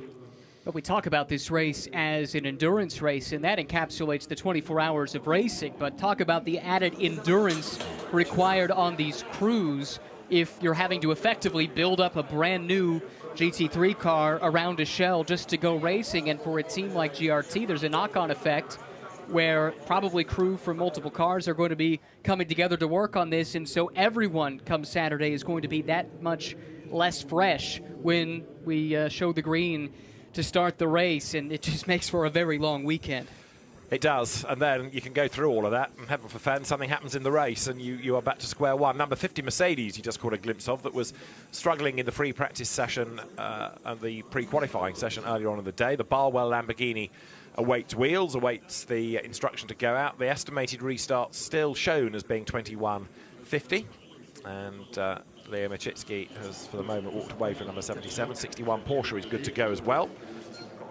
This is the EBM Giga Racing Pro-Am entry. Carlos Rivas at the wheel for this session. And the EBM, that's Earl Bamber Motorsport. We heard from Earl a moment ago, so he's here in a couple of different capacities. His brother Will is part of this driver lineup. They're based out of the Sepang circuit in Malaysia. I think they have some ancillary sites out there too, and we're set to be very active the last couple of years in Fanatec GT World Challenge Asia, powered by AWS, but unfortunately global events have gotten in the way of that. But I have to wonder what that does to you. You're here to drive, and I know Earl has talked about in previous interviews from time to time, when he's a driver, he focuses on his driving. He's got other people in place to run the team, but you got to be peeking in to see how the team is doing, and your brother's driving the car. So there is just that added little bit of potential distraction on an event like this. It must be really hard to divorce yourself from that interest, however professional you are. Imagine seeing the car on track. Exactly. If you're coming through to put a lap or off track, or even off worse, track. yeah. Imagine seeing the car on track and it holds you up. Even worse. What's going to be the reaction then? P45. Matt Campbell, good to go in the GPX Martini Racing entry. We've had Gulf livery 2 years ago. Last year they ran in those retro Gulf colours. This year GPX carrying the Martini colour scheme, reminiscent of the Le Mans win of 1971. Something rather different is a duck aboard the Allied Racing entry further down the pit road. I've still got my Martini Racing overalls from 1977. From your Brabham days? I still get into them. Of course. But I can't get out of them. Except with a little help. A lot of help. What folks at home don't know is John's actually wearing them right now from the last time he tried to try them on. And you've got to get him out of them. That's the other part they don't know. That's what the newbie gets to do, huh? Exactly. Yeah, welcome to our world. A double winner of the Spa 24 Hours is Romain Dumas. He is another part of the Porsche squad for this weekend. He knows exactly how to win here and, of course, at Le Mans. Let's hear his thoughts with Gemma Scott. Romain, you were in the car as the session was stopped there. You'll be getting back in, I assume, as we restart. Yeah, for sure. I mean, I drove one lap. I mean, it was a little bit short, but it was on the daylight, so it will be a little bit different now to go for 8 minutes for sure, completely on the dark, with pressure to do a lap time for qualify. I think will be an interesting qualify. Not an easy one, definitely. Hope everything will be safe because there will be some action, but we will see. How's the car feeling? Do you think you've got a strong car for the weekend? So far we are struggling a lot, so we changed a lot for qualify. We will see now. Unfortunately, we didn't see much so far, but let's see. The practice 1 and 2 were really not great, but you never know what can happen. And on top of that, if you have some rain, in Spa, it should be interesting. It rains in Spa? Yeah, I hope not like 2 weeks ago, but if it's a little bit of rain, could be interesting, yeah. Absolutely. There certainly seems to be a mix of weather patterns depending on which forecast you look at. Yeah, for sure. But, in Spa, you cannot predict anything, but we'll see. I like the rain here. It's always fun, even more with a Porsche, so let's see. And in fact, traditionally, Porsche have performed fairly well at this circuit. Yeah, for sure. But so we try to continue the tradition, let's say like that. That'll be great. Thank you. Thank you. Well, as I say, Romain Dumas, a double winner of the event, and go back to the relatively early days of the event, and you get to 1967 for the first Porsche 911 win. And John, although the Porsche 911 has got bigger and it's got wider and it's got longer, you can still see that original 911 shape within. Yes, I mean, if you look at the floor pan, probably more than any other part of the car, even that's gotten larger, but fundamentally, that's the bit that I would still think. And of course, you've got the iconic flat six motor, albeit now it's water cooled, all that lovely fan noise you got from those iconic air-cooled Porsche engines of the 50s, 60s, 70s, and I think the 956 or the 936. The 936 was the first of the Porsches. They ran water-cooled cylinder heads, allowed them to develop a 4-valve per cylinder head, which was difficult to do with an air-cooled engine, just getting enough cooling into the combustion chamber, into the cylinder head. So that's why they went water cooling, and eventually the whole engine became a water-cooled engine, as is we're saying with old Porsche these days. But the sound, the whine of that fan, oh, it sounds like a hairdryer to me. Well, very soon, one hopes it's going to get very noisy all round Spa, because we are about 3 minutes off our estimated restart time. It's not been confirmed, though, yet. That, by the way, a moment ago was that heritage livery Mercedes I made reference to earlier, celebrating a win 50 years ago, and the car that won 50 years ago is here in the paddock. Trick question, who knows the drivers? I do. Hans Heyer and Clemens Schickentanz. Correct. Stand up and take the prize, John. Right, let's head back to the pit lane, shall we? Because more drivers await, including Valentin Asclot from the Garage 59 Aston Martin Silver Cup squad with Gemma. Valentin, we've been talking to various different people up and down the grid here about the manufacturers that are competing. Talk to me about the Aston. How's it performing here in Spa? For the first time since a few years, we've got a pro car in the team, which helps us a lot as well as a Silver Cup entry and the Pro-Am entry. So the more car we have, the more information we have. So this year is supposed to be the year for Aston. And that's a big statement. It'd be nice to see how that plays out across the course of the weekend. Of course, you've got the experience knowing the 24 hours, knowing how to handle the endurance racing. Sorry, I did not understand. You've got the experience of the endurance racing. Yes, it's my third year at Spa 24, and I've got experienced teammate as well, so we will go for the Silver Cup win for sure. That's our target at least. Excellent. Wish you the best of luck. Thank you. Thank you very much. Bye-bye. Thank you. You just heard the race director say that the start is confirmed at 52, so a little bit after what we anticipated. The fast lane is open, and so right now the queue is forming, the light is fading, the pressure is increasing. And the quality of driver is only stepping up as we get here into the second of these qualifying sessions. If you're just joining us, by the way, the format for this is 4-tiered. There are both 3 and 4 driver lineups in the field, and so if you had a 4 driver lineup, you've already been out once. If not, this is the first time out on track. and it is the aggregate time, best laps from each driver in each of those segments that will set the starting order from 21st on back. Top 20, however, will set their ultimate starting order in Superpole coming up tomorrow. But what a difference it makes, this delay, John. Look, it is full dark here at the circuit. The sun was coming down the last time we saw cars roaring around this place. Yes, what makes it even worse is we've only a late 8 minutes and 11 seconds of the session remaining, so it'll be the best part of 3 minutes before they get back, and that will in reality give them, about, if they're lucky, 2 flying laps, of which neither may be clear or may be complete congestion. So it is a massive pressure. As I mentioned at the top of this qualifying session, 2 guys sitting back in the pits right now thinking, do we need to bother going out? Do we have to waste more rubber just to go out and try and improve? That's Rafaeli Marciello and Nicky Team. They got the job done on their first flying lap. They found that clear part of racetrack, and they've got the best part of over half a second gain over the third place, the Bentley of Pierre-Alexandre Jean. And there are 31 drivers with the opposite thought. I've got to go out. I haven't got a time. I have to, and I have to do a good lap as well. That's the pressure, and that's what you come here for, to see the best GT3 drivers in the world, and that's what we have assembled. So it should make for a fascinating session. 8 minutes on the clock. You talked about probably about 3 minutes for the warm-up lap to come around and start that timer. That doesn't leave you with many chances. 2, maybe 3, depending on when you cross that timing line. Boy, you got to be on it, and the traffic has to break your way. So there you've got the Rob Bell McLaren. Rob, fastest man up the hill at Goodwood a few weeks ago. John was the second fastest unofficially in the Penske, weren't you? In my dreams. In my dreams. Rob did a brilliant job. I watched that time. And why would anybody be surprised? Why would anybody? Quality driver and fully deserving of that accolade at the Goodwood weekend. I know we're digressing, but do you know he hadn't been up the hill in anger until the Thursday when he did his first practice run. He'd only ever been up as a passenger in McLaren road car aspects. I don't know what to say to that. Sometimes it's better not to know what you're getting involved in. The more you know, sometimes the more thoughtful and apprehensive you are.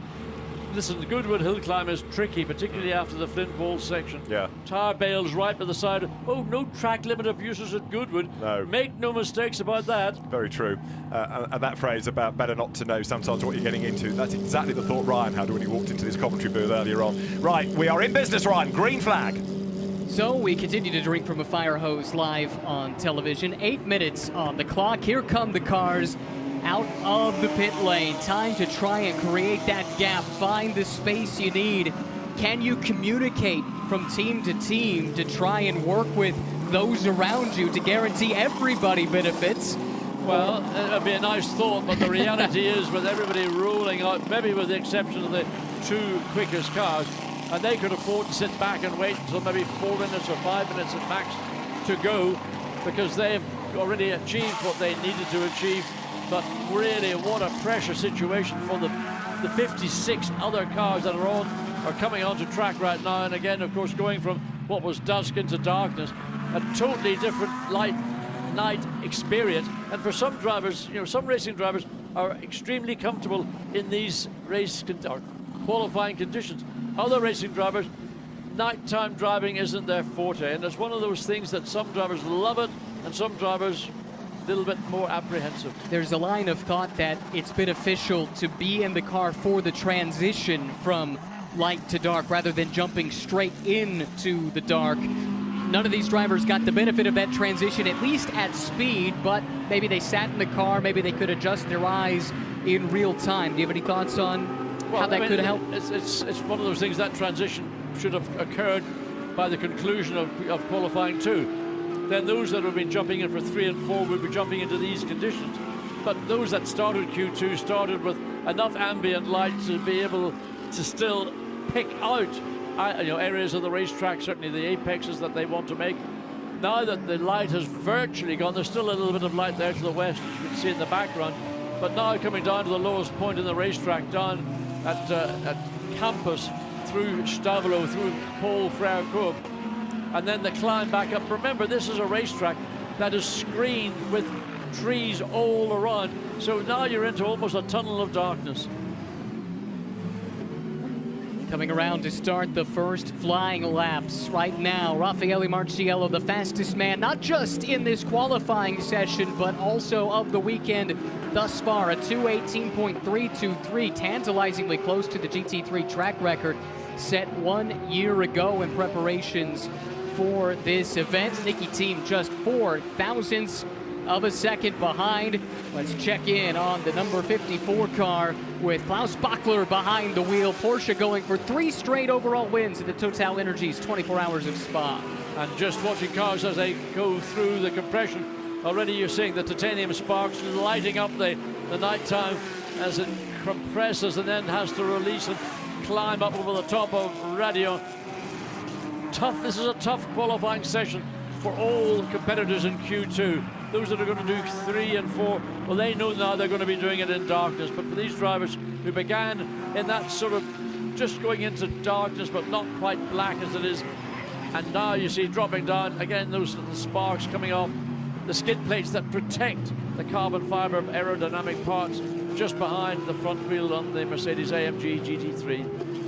Bachler behind the wheel, Dynamic Motorsport, the team based out of Italy, running the Porsches. Strong run so far. Bachler's been busy in a number of different GT3 championships. Very strong behind the wheel, and crucially, it looks like he has found that little bit of space necessary to try and put down a nice flying lap. Take a look here at the 23 car elsewhere in the order. But this is better spacing, I think, than we saw even with fewer cars on track in Q1, John. There's certainly there are gaps which are enabling drivers to go about their job. Whether that's the same through the entirety of the racetrack, it looks to me really busy. And coming down to the bottom end of the circuit, the Camel Straight, there is certainly plenty of space around. But what is also interesting is Rafaeli Marciello has rejoined, has gone back out to consolidate, maybe to try and improve on his time. But Nicky team in the Aston Martin, second quickest of these 58-car field, he has decided to stay in the pit lane and not take any further part. But he's got, how much time has he got left? 3.5 minutes. Well, he's not going to go out. He's decided, and I think Garage 159, that's a good strategic choice. They didn't need to go out.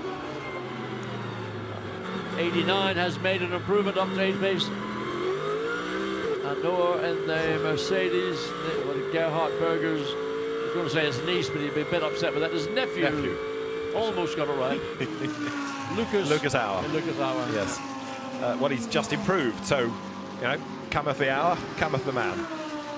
Likewise, Mirko Bortolotti has got the Lamborghini up into 8th place, so 2 drivers have found enough clear space. Matteo Drudi, likewise, in the 66 Audi, so 3 drivers, 8th, 9th, 10th position in this session, with just over 2.5 minutes remaining. That's what, see, Rod Bell can do. It's not Goodwood Hill climb, but you can see the spread of lights, those lower beams absolutely picking out almost like a sweeper as it runs up into La Source. Rob Bell had a difficult middle sector, it seemed like, and that proved costly. Still, though, able to put a lap on the board. It's still Marciello, who is out on track, from team who is not. Interesting, the top 2 teams on the scoring pylon electing to split their strategies in terms of what they think is best risk versus reward here in Q2. 2 more qualifying sessions still to come as we check in on Mauro Engel in the number 4 Mercedes-AMG GT3 Evo.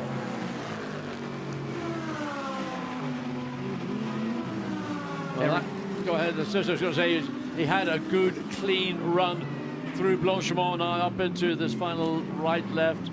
Turns 18 and 19, lines it up to get the best possible drive off. And that's, again, it's a difficult traction part of the racetrack, although there is traction control available to these cars. A lot of drivers tend to prefer to use their foot as the gauge to judge whether they're getting traction or no traction.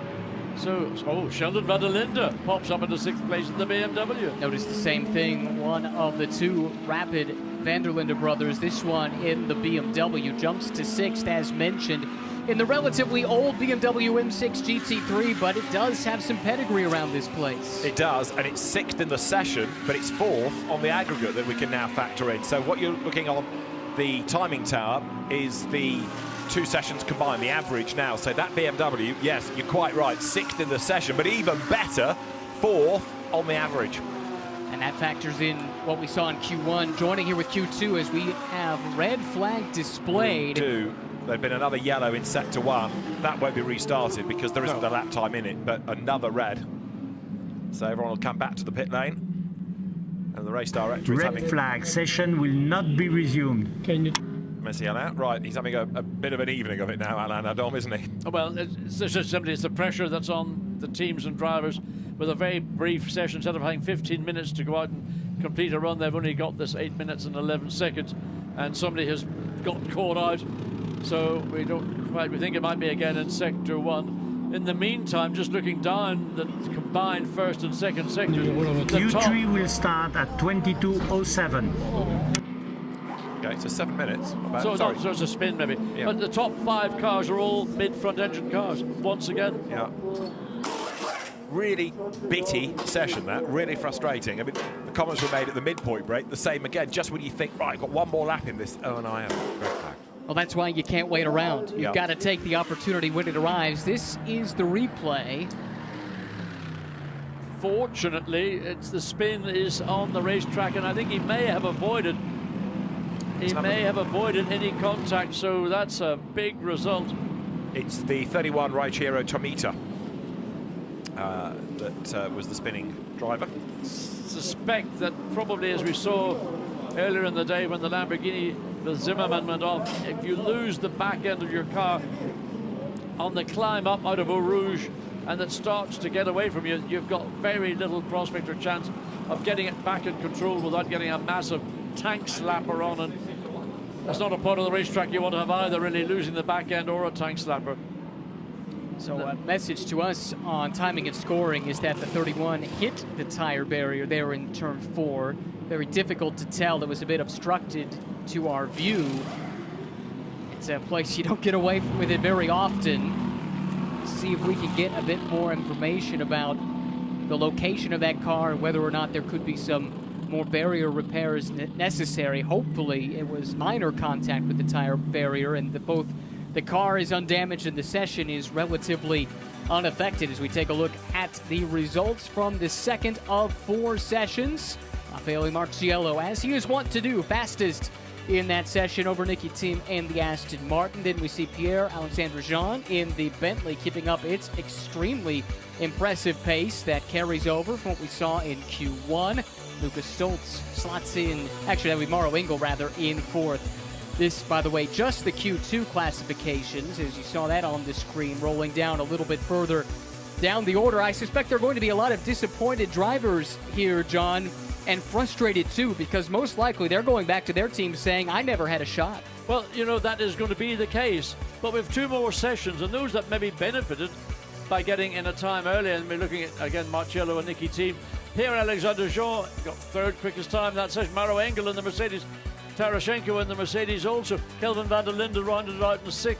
I mean, it's just those that maybe got the time in, got that clear, let's say, part of a lap, not entire lap.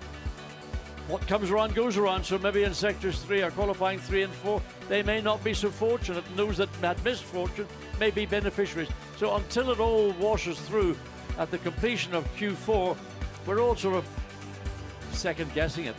Well, one thing to keep in mind, again, is the top 20 is the cutoff that we're looking for. Positions 21 on back at the end of qualifying tonight will be locked into those positions, but the top 20 will go again tomorrow in Super Pole, and a potentially big development here as we look at the combined results thus far is the number 32 Audi from WRT, which had been fastest in a couple of the sessions coming into this, evidently did not get a time set in Q2. That could have major implications for the Dries Vanthoor, Kelvin van der Linde, and Charles Weert's trio that you kind of looked at as one that could certainly contend for a win, but difficult to do it if you're going to have to start further back in the pack, and it appears that very well might be the case after problems getting a clean lap time. I mean, it's to say disaster is overstating the case. As I say, there's still another couple of sessions to go, and what happened can be undone. So P2 in that session. Nicky Thiem in the Aston Martin is standing by in the pit lane with Gemma. The session was short but sweet for you, second fastest. Yeah, it was short, but it only takes one lap, as we saw. So I just crossed the line, I think, like 2 seconds after that. The red flag came out, but really happy with the car. My good friend is P1, so that's fantastic. But yeah, it's down to all 3 drivers now, but I think we got a good shot for the top 20 for tomorrow.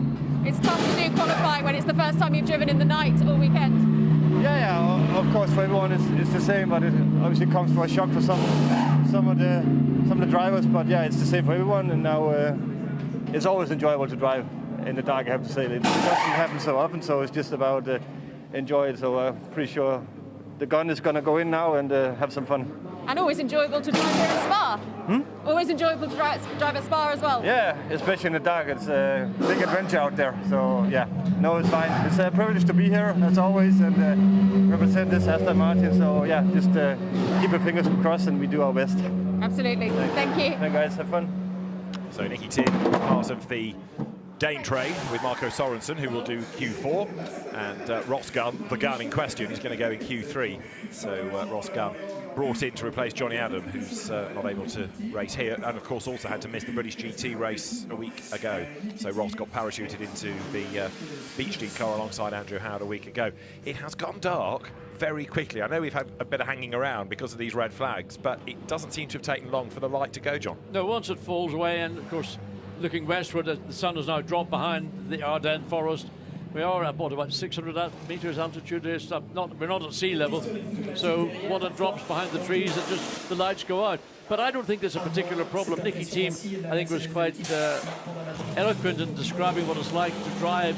There are some drivers, he said, very comfortable to get on with the program. Others will be less so. But I prefer this type of light, or lack of light, rather than that half light where the headlights are not anywhere near at their maximum efficiency. Now you will see the power of the headlights on all these cars, and they will illuminate in a way which is almost unimaginable for anybody who would drive at night time on a motorway.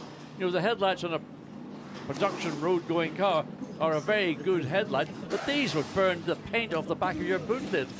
You're not wrong, and Callum Eilert in number 71 Ferrari is going to be a man to watch. We are about 15 seconds as of now away from the session getting underway, so Q3 is going to go live in a moment, and now it is going to be very, very interesting indeed, because this, well, we have the official night qualifying, the night practice to come. Green flag, green flag. But this is about as dark as it gets, so green flag is called for from the race director. We get going, so now you've got to go for a time, you've got to avoid traffic, and all of a sudden any reference point you thought you had has disappeared into the darkness. You will have light. It'll be specific light. The lights we saw, I'm not sure which car it was, the McLaren are going down the pit straight. The spread of light, I mean, almost coming out at 90 degrees to the car, so they're getting a lot of close-up illumination when they turn into the corner, and the main beam headlights will be looking way down the road, so the illumination, not what you're seeing here in the pit lane, they haven't turned them on yet. Something else actually we're talking about, I remember back in the good old days, not that long ago, when different categories used to have different coloured headlights, particularly in a 24-hour race. So it was much easier for a driver to pick out a car with, say, yellow headlights over one that had clear headlights. So you know the one with yellow headlights most likely will be a car certainly in a different category to you, but one that would not maybe be likely to want to overtake you. Indeed so. So we are in business for Q3. And even though it's qualifying, and even though it's an outlap, there is something, Brian, about racing in the darkness. The whole feel changes, doesn't it? And it's not just the visual. Something about the sound changes too. It's the strangest thing, but you're right. Yeah. And even the cars feel more languid. Yes. That's not too bold a statement. I mean, I know they're being driven on the limit, but yeah, because of the air, because of the temperature, everything feels that little bit calmer. It's something magical, that's for sure. And I think especially true in a circuit like this without a ton of floodlighting. It's the headlights of the cars that are illuminating the path and creating the tapestry for us on the TV pictures as well. It really does change the whole dynamic of it, and it's one of the great things about endurance sports car racing.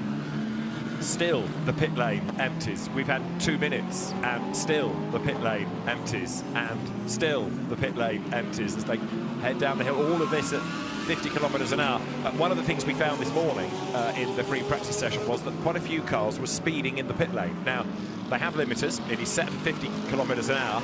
The race director has had a word with the offenders to point out that 50 means 50.000, not 50.1 or 50.9, but 50, because of course there is a delta time to drive through the pit lane, and if you're doing it at 51 or 50 point something, you're gaining fractions of time that over 24 hours are all going to help. And you might say, well, what is a fraction of a second? What is a fraction of a kilometer per hour? But you give an inch, you take a mile, right? And race teams, they are going to seek out any advantage they can find, however small.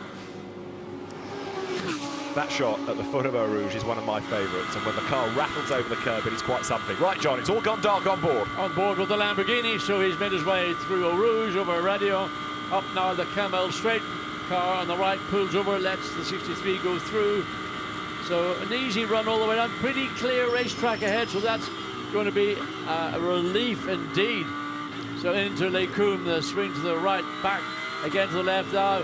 You can release the car coming through the exit. Sometimes people call it Malmedy, sometimes they call it the exit of Les Combes. Down the hill, then a big downhill break. Funny lines that people take. Some take that very early apex, run out wide, then cut back again to make it a true apex corner. Some like to make it a more constant radius curve. Then down to Speaker's Corner, easy to overrun on the exit, get all four wheels right off the racetrack and run the risk of having your lap time pinged. Now into Pujol. Again, a relatively early entry of the corner, juggling the steering and the throttle. If you can do it without using any brake into Pujol, you're at the races. Marco Mappelli is at the races, fastest overall, Sector 1. How brave and bold was that at the inside of the pit path? Traffic frightened out of the way. Best way. Be intimidating. Look, when you're on a lap like this, you need to send out a clear and positive message. And on a lap, fastest sector 2. So Marco Mappelli used that threat, maybe rolled the dice a little bit. He couldn't control the other car, but he certainly sent out a message saying, I am coming through. Just into Blanchimont. Look at this. Blanchimont, flat out in night time. The best we saw was actually Karim Ouge at 257 kilometers per hour. Now, traffic, oh no. But can Mappelli get the nose in? Can he get it in without losing time? He's been slowed down on the exit. So what was a very good opening lap for the Italian comes across the line, records a 2 minute 20.0, an average of 2:19.8. So look, Andrea Caldarelli, he, the team boss, the #1 driver in that car, thoroughly frustrated because he knew the car could have done a 2:19 or certainly a high 2:18. Well, Marco Mappelli is the GT3 track record holder here, going back to last year, so he knows his way around this place. But it has given him pole position on the aggregate. So a 2:20 might not have been what the team wanted, but for the moment the average is a 2:19.8. So number 63 Lamborghini is top of the times, and second is now number 26, Jamie Green, Finlay Hutchison, Adrian Tombe, Audi. But that's all going to shuffle around in the remaining, what have we got? 9 minutes on the clock. You're riding with Martin Tomczyk, John, and he has found traffic. Well, why not?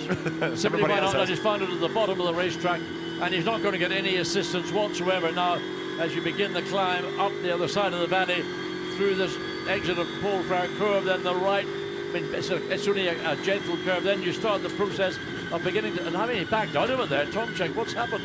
He's suddenly backed out of it now. Is he looking for track space?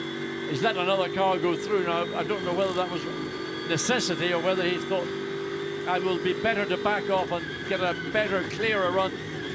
And I suspect that was Mark Tomczyk's thinking. He stayed out, hasn't he? So he's going for a time, sure. So this lap will just be a lap. It'll be of no consequence whatsoever.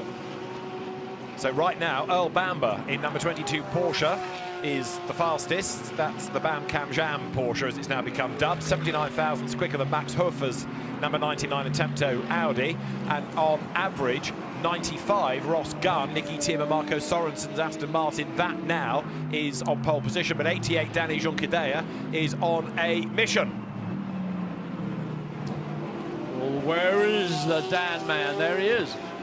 down at the lowest part of the circuit. There is the 88 Mercedes car that, with the efforts of Rafaeli Marciello in the fastest middle sector, so personal best sector 1, as he now begins the climb up the hill. Looks as if he's got, yes, that's clear all the way up through to Blanchimont. Now looking forward to see when he exits Blanchimont, who's ahead of him. Well, waiting till they get to the exit before we make that. So he's got a clear racetrack in effect. He will catch up to these cars directly ahead of him, but they will not really come into play and effect. So this could see Juncadella provisionally go fastest overall. Earl Bamber is that man, but looks to me like it's going to be Danny Juncadella. Okay, so a 2:18.8 to beat in the session. Danny Juncadella breaks the beam, goes quickest, and that was a 2:18.565 for Danny Juncadella, 0.3 of a second up. Now David Pittard in the number 34 BMW, the Valkenhorst car, he's done now an absolute best in the first sector. We were talking about that being quick early with Sheldon van der Linde at the helm of it. Now David Pittard, the German-based Brit, absolutely flying. And I don't think it should come as a surprise that the BMW is strong in that first sector. If you can get through Eau Rouge and up to Radeon Flat, it's something like 1.2 miles from La Source to the end of the Kemmel Straight into Lake Holm. And that BMW we've seen in a number of championships very, very fast in a straight line. So that part of the track should suit it. The big question is here. And Pittard got through, the Audi pulled over, let him go through. So good driver etiquette, allowing a quick car at a critical part of the racetrack to get through cleanly. So giving Pittard, although he's lost half a second, almost he's undone all the good yards that he did in sector 1 when he went purple fastest overall. So what can he salvage out of this last sector on this present lap? 6 minutes of the session remaining. He comes across start finish line, and the time doesn't show. It does eventually. 2:19.2. Yeah, it's late coming up. So that puts the car. That stays an 8th. Yeah.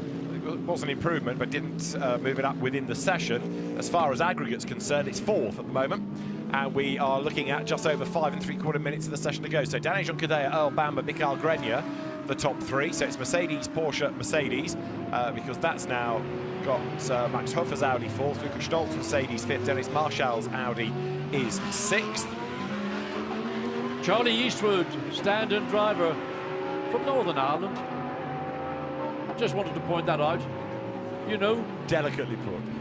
And he's in the 188 Aston, and he's gone 7th. That's the reason for mentioning Charlie Eastwood, who's from whereabouts again, John? Where do you say he was from? Southern Ireland. As some people say, God's country. Okay, right. So 5 minutes to go. Danny Juncadella is still the fastest within this session. 2:18.565 last time. Kelvin van der Linde, 9th quickest in the 32 Audi, the car that lost big time in qualifying too. So he's managed to salvage something, but they need to salvage a lot more to get that car. It'll probably just about sneak into the top 20 shootout, but not ideally. It's going to be a struggle. They've got one more session to go. No guarantees that the 32 Audi could make it through. And the next one to watch is going to be the Bentley, Ryan, because Nelson Panciatici, number 107 Bentley, has now done the absolute best in the first sector. Very, very fast in a straight line, similar to what we were talking about with the BMW. They look kind of similar. They make their speed in similar ways, so we'll keep an eye on the classic and modern racing Bentley. The lone of the Bentleys entered this weekend. It was awfully sad to see the demise of the factory Bentley program, but great to hear the rumble. And we got somebody off. That was right of the Tarsberg. screen. Was that a lock-up? Might have been. There's the smoke hanging in there. I'm hoping it was just a lock-up rather than anything more sinister than that. Earl Bamber up towards the line, but yeah, somebody's made a tiny moment at the chicane. Can't really call it the bus stop anymore. It's so unlike the original bus stop. It is just the chicane, I think, now. The Bentley, not surprisingly, perhaps in the twiddly bits, not quite so quick in the middle sector, but using all of that grunt up the hill. And now making the run up towards the timing line. What can Nelson Panciatici do? Interesting, I know it's partly down to the light, partly down to the traffic, but that sudden flurry of early times not now being replicated on the next lap. David Pittard and Lukas Stolz have bailed, so they're in the pits, and effectively they've called it a day for Q3 because only just under 3.5 minutes remaining. So in the pit lane, time to get back out again, complete a lap, and then go on to a flying lap. Ain't going to happen. So those two drivers, the 4 Mercedes and the 34 BMW, have done what they have done, and they're just going to rest and see, assume, hope, whatever, that they're not going to be demoted further down into outside maybe the top 20. Juncadella fastest in this segment of qualifying at the moment. That's the number 88 Mercedes that he shares with Rafaeli Marciello and Jules Goudon. So fastest as well on the aggregate so far. Then Earl Bamber, Michael Grenier, very impressive from the young Canadian. Third fastest in this segment. That's one of those Silver Cup entries to keep an eye on from Windward Racing. They won a big 24-hour race in Florida earlier this year and have been riding quite high, recently picking up their first overall win in Fanatec GT World Challenge America, powered by AWS Competition. Callum Aylott, young Ferrari driver, and coming at the exit of Pouhon, wants to get ahead of the Mercedes. He can't quite do it. He didn't have the courage of his convictions. He had a personal best only by a small margin, but now it's all been blown. He needs to get back up across the start-finish line. He's got 2 minutes in which to do it, but not an awful lot of intent on trying to get around the Porsche or the back of the car is bleached out so much. Hard to tell the colour. Up the hill now, Allard get past, and he does. It's the BMW, in fact. Well, Callum is a single-seater ace, but still, I think, coming to terms with GT racing, having drivers of varying experience levels in other classes in these races, and perhaps that might explain some of his hesitancy to try and make that move, not just being new to the format, but also learning the habits of the drivers around him. Yeah, I mean, it's a big experience. You know, if you come from a single-seater background, you're pretty... Oh, that was an interesting exit out of Pouhon. Just about managed to keep the car on track. Richard Leeds in the 21 Porsche. Down into Fagna, the right. Whoa. That's not a comfortable ride, is it? So that's more time. Again, a small improvement in Sector 1, but I suspect by the time he gets to the exit of this sequence, all that good work will have evaporated. It'll probably be, it has by 1.6 seconds. So there's only so much you can do. You can push a car so far. If that car doesn't want to respond, doesn't want to give you the bite, the grip, the balance, driving through it doesn't always pay dividends. So up the hill into Blanchimont. I mean, he's flat out all the way through Blanchimont. There's nothing left to do. But now he's got 35 seconds in which to get the car sorted out, slow it down, enter into turn 18. Luckily, he's gone into pits. So he's bailed out of it as well. Got to get his laundry sorted out, I think, after that wild old ride. We've talked about number 32 Audi, which normally the Skechers car is quite sure-footed. Kelvin van der Linde was 9th in Q3, he's now 10th, but they didn't get a time in Q2 because every time they were on a quick lap there was the red flag. That means they're going to miss out on Superpole. So the car that topped the 2 practice sessions is now staring at a pretty grim grid position. And another good news story for all those Brits is Jack Aiken and the Lamborghini. He's done a great job. He drags that car up to 7th in this session. So Jack Aiken saying, I'm looking forward to the nighttime driving. I like nighttime driving, proving the point. And he's about to complete the session. The flag is out. The team manager of number 7, the TopSport WRT Mercedes, to go to the race director immediately. You get the feeling that's not to ask what he'd like for dinner. No, Jack Aiken, personal best in Sector 1, but he's got himself trapped behind the back. And there's not very much, and I think he's just going to have to say, I've done my bit, I've got the car 7th quickest in this session. He's losing time, and right now... Q4 will start at 22:29. The checkered flag is... So much time is it remaining. Anyway, Jack's trying to find a way past, but there's pointless. He might as well just drive back into the pits. Oh, there's a minute, well, maybe not, a minute and 56 seconds to go, so he has got an opportunity. No, that's his lap time. Yes. He's up to the checkered flag. Yeah, so look at the lap time. He's got 6 minutes before the next session starts. Bail, I would have thought, would be the answer here. And he's going to not. He wants to finish this lap at least, but I think it was pretty compromised. So I'll go along with that. Bit surprising. Good Sector 1, but then traffic took its toll. That has been the theme of the night, and it comes, frankly, as no surprise, but great to see another up-and-coming single-seater driver like Jack Aiken, similar story to Callum Aylott, experiencing sports cars even during his his open-wheel tutelage, and I think it makes him a better driver all around. Go along with that. I mean, just going back to another point about how much of a lottery qualifying is, how about some of these names? Richard Leeds, who's been a Nürburgring 24 winner, a Le Mans class winner, 17th. Nick Tandy, 20th. Marco Mappelli 21st. You get the wrong track position at the wrong time, and that's your 15 minutes stuffed. Well, one might say some of these drivers will feel they've been riding along on the crest of a slump. Yes, quite. And there are many of them. And it's not been their fault, just the way the traffic unfolds. Yeah. Now, I mentioned about number 32 and its travails in Q2, not getting a time in. Let's hear Dries van Thul's thoughts on all of this. He's with Gemma. Dries, tonight has just shown how difficult qualifying can be with red flags. Yeah, well, basically, yeah. I mean, yeah, we didn't have any laps, so the first one was, I mean, was a big crash. So I hope he's okay, and I hope we can still continue to Saturday. The second one, I have no clue. I didn't actually see anybody on track, so very strange. But yeah, just not our qualifying. Let's say, just quite unlucky, I must say. But of course, it's a long race, 24 hours. Anything can happen, as we always say. Yeah, that's true. But you know, starting from last, you know, I mean, there was no pressure for us now. You know, we just go flat out. We go hunting. We go hunt them down. But you know, you lose a big lead compared to the leading group. You lose a lot of time, and it's very difficult here in Spa to catch that back. But of course, we won't give up, and we'll go flat out to the end. But it will be a long 24 hours for us, very long. I mean, obviously it brings you down now, but that must give you the fight. Of course, yeah, that's what I said. I mean, of course, we go flat out now. Yeah, we go all in. But yeah, like I said, it will take some time before you maybe can see car 32 back in like the top 10, hopefully. But you know, we won't give up, and we will give it our all. We believe in you. Thank you, Dries. Thank you very much. Thanks. I like that phrase, we'll go hunting, but if any team knows how to be clever on strategy, it's WRT. Well, we've seen that year in and year out. They're so good in the pits as well, and a little bit of home track advantage for the WRT team and Vincent Voss, who heads it up. There are the results for Q3.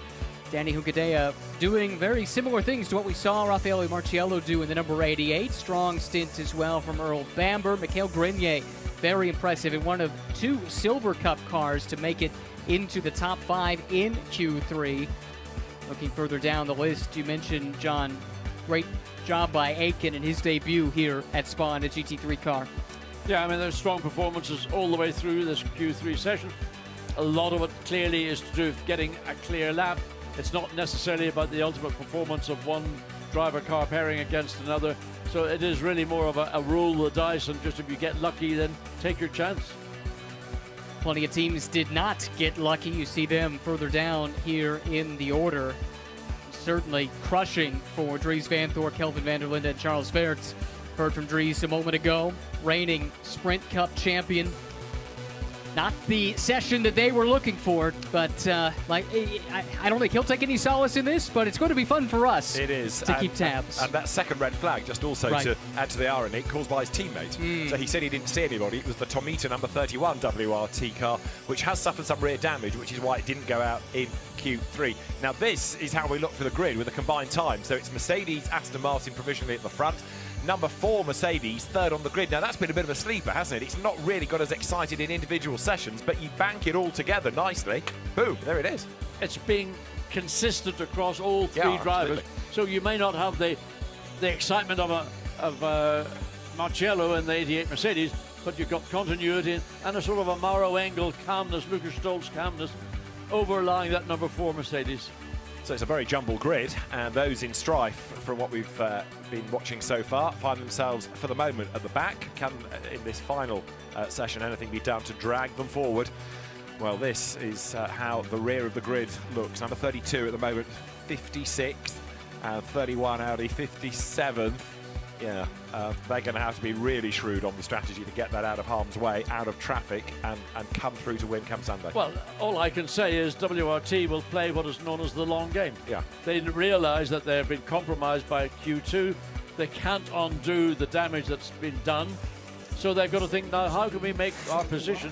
And that's something they will do over every one of the 23 pit stops. So the checkered flag comes out, and their drivers will be instructed, yes, race hard, but do not take a risk that you can't be sure of getting clear of. Now then, the session is going to start in 20 seconds time. So this is Q4. This is the one that we have been waiting for all day. Cars nice and light on fuel. Sticker tyres, brand new set going on. And although the track is at its darkest, you've got, in most cases, the fastest of the 4/3 drivers. You've got the cars good to go. A rather cycloptic Porsche there, 56 I think that was, going down the pit lane. Not looking as though the lights are working, which might get the scrutineers agitated, but the green flag waves them. And this is where you can expect the fastest times of the night to come. This, barring any disasters, promises to be a really enthralling 15 minutes. Yet again, the track is going to be busy, so now you've got to try to find clear track space. The Mad Panda is unleashed out of its cage. I tell you, it leapt out of its pit box. So that was definitely a car that was up to its 50 kilometers per hour in the blink of... It was a way that made a Tesla look pedestrian, that, didn't it? Oh, well, don't start me on all that. I mean... The Lamborghini about to go there. 666, the VS racing car. Martin Rupp, Dan Van Berlo, Baptiste Moulin, and for this session, Yuki Nemoto, the drivers. I'm interested, guys, to look at the manufacturers currently that would have a position to fight for pole tomorrow. Mercedes, Aston, BMW, Porsche, Audi, Bentley, Lamborghini, Ferrari, and McLaren, all at the moment represented inside the top 20. Now, a lot can change as we go into the final 15 minutes here, but that is what you like to see. That is balance and performance working across the board. And what is that, 6, 7 different manufacturers with a real shot at pole potentially tomorrow. That's perfect, isn't it? Just look how busy that pit lane is. Some of the teams waiting, thinking, okay, we'll let the traffic go, but wait too long, and you're going to get in with the traffic finishing its outlap as you're leaving the pit lane. So it's a real juggle. I think as Earl Bamber said, you know, you've got your new set of tyres. The first flying lap is your best shot. Your second flying lap could maybe get within a few thousandths of a second, but that's dependent on so many factors which you don't have control over. Some teams might just go for that one shot, just take everything and throw it at it, go out, wait maybe 5 minutes before they decide to go on track, and therefore whatever they get is what they're going to get. And of course you've still got the likelihood of a driver pushing a little bit too hard, maybe not getting tyres up to full operating temperature, getting caught out over radio or through a rouge over radio or any part of this racetrack. You're putting pressure and desperation into the hands of a racing driver in these conditions with the volume of traffic on the racetrack is a massive, massive responsibility. So effectively the session starts here, doesn't it? 12 minutes change on the clock now. That's the outlap completed, and the times will no doubt be tumbling through all of this. But you've heard drivers saying you get really 2 laps maximum out of the tyres. A little bit cooler. Could they stretch to a 3? Doubt it. If your first 2 laps were not hard laps, and you sort of waited around, then you still might have, you know, good performance in that tyre. But if you've had 2 pretty committed laps, then I would say the 3rd lap is going to be a slower lap. It's just how the tyre will perform. Then it goes into a period of stability, but to get the peak of the performance is going to come on your first flying lap. Maybe you get something out of it the second. Well, there's the Audi being worked on. Seems like it might have escaped without too much trouble, relatively speaking, especially given what we saw earlier. Here is Maxi Getz on board, the number 50 Mercedes, dealing with some of that traffic into Bruxelles. Looks pretty comfortable behind the wheel to my eye, John. Yes, I mean, there's a little bit of movement on the wheel. You can see just sort of seesawing a little bit, just trying to really feel where the bite is in the front of the car, because you want the front to respond to the movement on the wheel, and sometimes you've got to make small adjustments. Again, coming through Pujo, car ran just over the curb in the middle of the exit of the corner. That's destabilized it marginally. So while Gertz is driving hard, I'm not 100% persuaded that he's yet found the sweet spot of this Mercedes, because he's having to wait a little bit more than maybe he would like to get that performance. I've got my eye on that track record that Marco Mappelli set 1 year ago, 2:18.146. That's the time to beat if you want to go in the record books. We've come within a couple of tenths of that. Not saying it's going to happen, but we got 10 minutes, some very fast drivers plugged in, and a lot of incentive to go fast. Out wide goes Maxi Gertz, pressing on. Of course, that time last year it was an October date, so it's a fair bit cooler. And I know Spa weather doesn't really go in line with seasons and tradition, but it was a much cooler part of the calendar, and much more nighttime running, of course, with that later date last year because of the calendar shuffles that we had to endure. So right now, Marvin Deans to number 7 Mercedes has gone quickest, but look at this, Andrea Caldarelli, personal best, absolute best, and hunting down the top time. Yeah, and this is a big, big commitment. Saw the disappointment on Caldarelli's face when Marco Mappelli got compromised on his lap in the final sector. Now a clear run into that final sector for Andrea Caldarelli. Takes loads of curb on the inside to try and straight line it as best as possible. So this will clearly be the quickest time to date. And he does a 2:18.8, still not quite as quick as we saw in earlier sessions, but satisfactory enough for the Lamborghini team to feel, well, that's a good foundation to work from.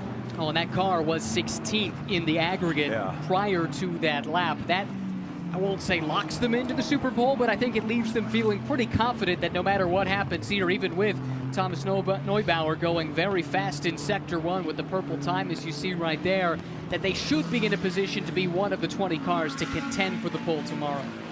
Something's got to go wrong if they're not, let's put it that way. I totally agree. Now, Neubauer, he's having a really good go, isn't he, here? That's an excellent run in that first sector, and a pretty good effort in the middle sector. And he's got traffic ahead, but again, sufficiently far, not going to come into play. We've got 2 more cars going quicker than Andrea Caldarelli. Ricardo Feller's Emil Frey.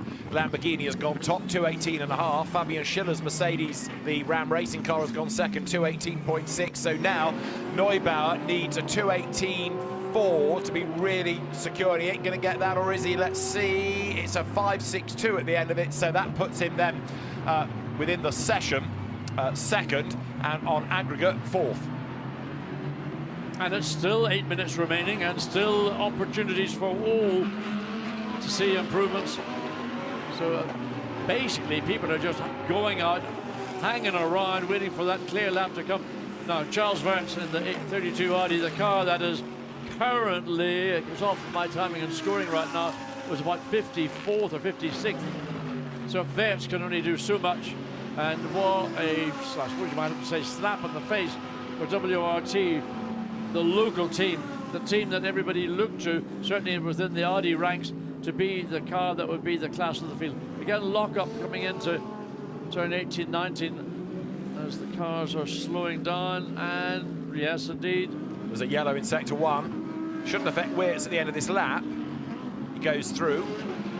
And it's sort of a moot point, right? This is the car that didn't set a time in their first, I guess, Q2, which was the first of the sessions that they could participate in with the 3-driver lineup. So they're going through the motions here, but without really any hope of improving their positions. Looks like that yellow in Sector 1 has been cleared, so the number 32 car continues on. Caldarelli, meanwhile, has jumped to the top of the timing charts for this session, a 2:18.283. That is close to track record territory. We're talking just a little over a 1/10 of a second. Jules Gagnon, in the meantime, in the 88 Mercedes, down 1 point. Oh, the gravel. Who's been off the racetrack? Thrown a shed load of gravel onto the racetrack at the exit of Lake Coombe, and that is not something that's ideal for anybody who's going to have to get through that mess. And look at Neubauer. He's done an absolute best up the hill, but because of the gravel, he's lost 8/10. So suddenly the grip completely disappeared, and rattling over that would have dislodged a filling or two. He's going to struggle now. And there's a danger that with that amount of gravel on the racetrack, you can cut a tire down. The last thing a team wants to do is lose a set of tires. So wait and see. Neubauer, certainly very impressive in Sector 1, comes across the line. Well, a 2:18.7, nevertheless a very good effort considering the racetrack was absolutely a mess with gravel on it. Yeah, only 2/10 off of his previous best. That's very impressive indeed. Feller P1, yes, exactly so. And then has that number 14 Lamborghini now sitting in 11th on the aggregate, just ahead of fellow Lamborghini runner Andrea Caldarelli as far as this session is concerned. Then it's Gagnon in the number 88 Mercedes, which has been consistently the highlight reel car through qualifying thus far. Marciello and Hugadea also very impressive earlier. So Fraga is another one that's lost a big chunk of time in that middle sector. 5 minutes are on the clock. Now, we've had probably 2 laps out of most, so some, I fear, might struggle to get another decent lap in, but we shall see, especially given that the road is dirty up at Les Combes. There, number 95, Marco Sorensen, turns downhill. Another one I'm keeping an eye to is Dennis Lynn, but he's only 24th at the moment, stuck in traffic, it seems. 1 or 2 more losing lap times for track limit offences, but Ricardo Feller's 2:18.067 to go top in the session. Where does that put the car on the average, though? It's only 12th, so it shows, doesn't it, how you've got to be consistent and evenly matched with your 3 drivers. Now, Sorensen is 3/10 down within the first sector. Sandy Mitchell, the reigning British GT champion, has just gone 5th in the session in the Barwell Lamborghini, the Pro-Am car, 2:18.612. Sandy Mitchell, really impressive effort. It's very dark in Scotland in the wintertime. You get lots of practice driving at night. A very, very impressive young driver is Sandy Mitchell. That's a really, really good effort, that. Came over stateside, ran 1 round of the GT World Challenge America Championship at VIR. Just plug and play with the team that he drove with, standing in for Giacomo Altoe, and talked to the TR3 racing team. And they said, we don't know much about him, but he is fast. Yeah. Well, his resume's out there. It's pretty impressive. You really could have done a little research and known, but I suppose it's a pleasant surprise to get. We've had an incident in turn 1, which is La Source, that has involved the GetSpeed Mercedes of Jim Pla and 87, which is the car he normally drives, the ACA ASP Mercedes, with Thomas Drouet at the wheel of it, Thomas Drouet. So that, I think, was why we had that brief yellow flag, but they've got away with it, but it's going to be looked at. The number 911 has had its last lap cancelled for track limits, and David Rigon is up the inside of the traffic coming down towards the chicane. Quick in sector 1, lost out in sector 2, fights the car through sector 3, accelerates up towards the timing line. He needs a low 2:18, and he doesn't get that. He does improve by 1 position, but not sufficient to make overall.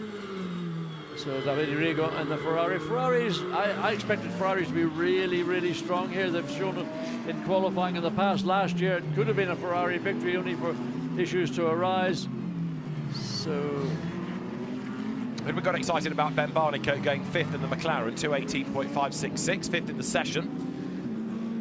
And while all that's going on, the bubble for making it into Superpole is incredibly tight. 31 thousandths of a second, the difference between being in or out. Advantage at the moment to the Attempto Racing number 99 entry over the 54 Porsche from Dynamic Motorsport.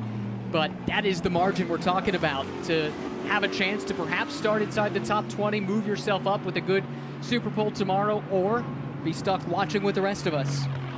The answer that neither of you gave me about have we got excited about Ben Barnicoat's lap, well, don't worry, because the lap's been cancelled anyway for track limit abuse. So you were right in your silence, both of you.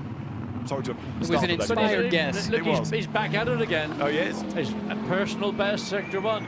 So whatever he transgressed, let's hope that he didn't do it on this lap, because he has made a small gain. So Ben Barnicoat down at the bottom of the racetrack, comes through Campos Corner, then into Stablo, then the exit of this Paul Frere Courbe.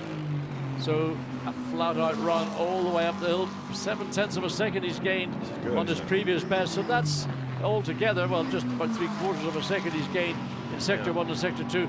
Clear-ish racetrack. He's not going to be interfered with by the car directly ahead, and that is only good news for the Brit. And he's not yet into Superpole, so if this is a really ripper lap, he might get himself in there. He flings the car into the chicane. Come on, Ben, up towards the timing line then. So the McLaren, he's going to squeeze 1 more lap out of the session if it's needed. He will break the beam now, and Ben Barnicoat goes 17th then on the aggregate. That gets him into Superpole, so that was good for him, but can he stay there? Well, he just dropped all the way down to 21st, just like that, as other cars crossed that timing line. Not sure how that's affected the aggregate at the moment. Still he is 17th. in. Yep, 17. Yeah, he's in. So, fingers crossed for him. The flag is imminent. We are into the last minute. So now it's all eyes on who's 20th on average. And at the moment, it's 57, Philip Ellis. Now, the car that's 21st is number 99, Audi from the Attempto stable. And the car, it's Alexander at the wheel. And the car you're looking at is 22nd on aggregate, and that's Matteo Cairoli, and this car does not want to be 22nd. It needs to be in the top 20. That's what he's trying to do here. Time running out for Cairoli, and look at this. He's lost chunks of time in the sections. He's lost over 3 seconds. in the first 2 sectors. So whatever Caroli has been doing, they can kiss this lap certainly goodbye. There's nothing. He can kiss it goodbye, John, but can he start another one? Has he got? No. Can he get to the line in less than 9 seconds? No. I don't think he can. No, he can't. No way.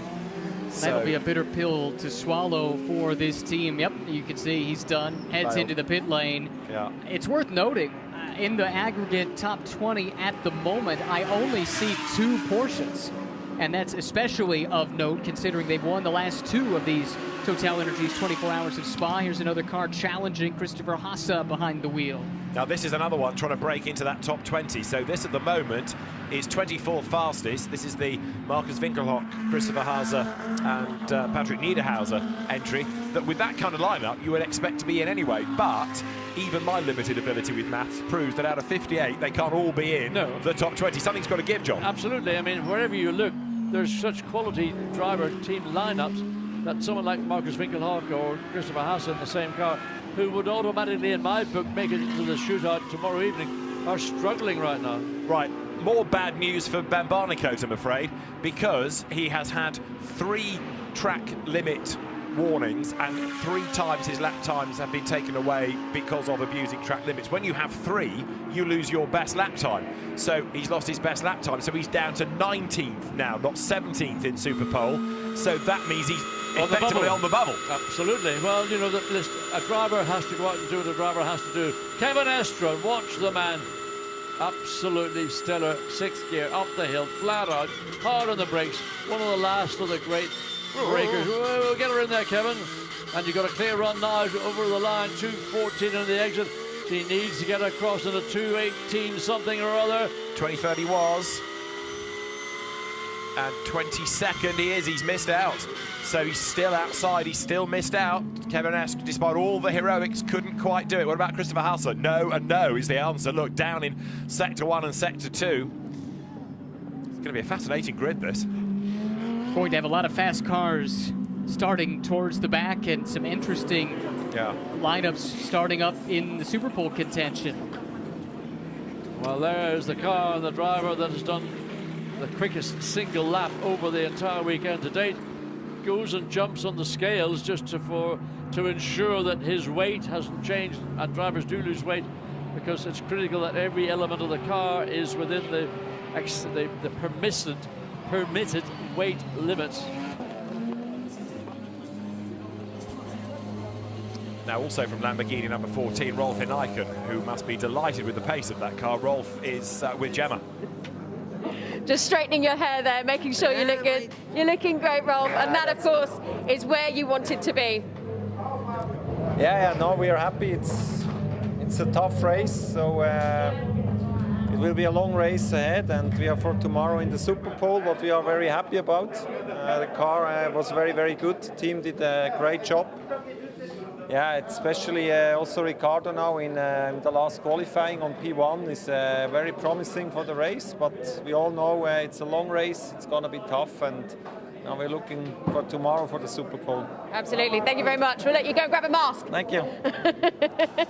Yes, we're meant to be wearing masks because of the local legislation. So Ricardo Feller it is, who is the quickest, 2 minutes 18.067, the fastest ever lap around here. Then you've got second fastest Andrea Caldarelli ahead of Jules Gounod and Thomas Neubauer 4th. This is the session alone, so Sandy Mitchell is 4th. We'll look at the grid in due course.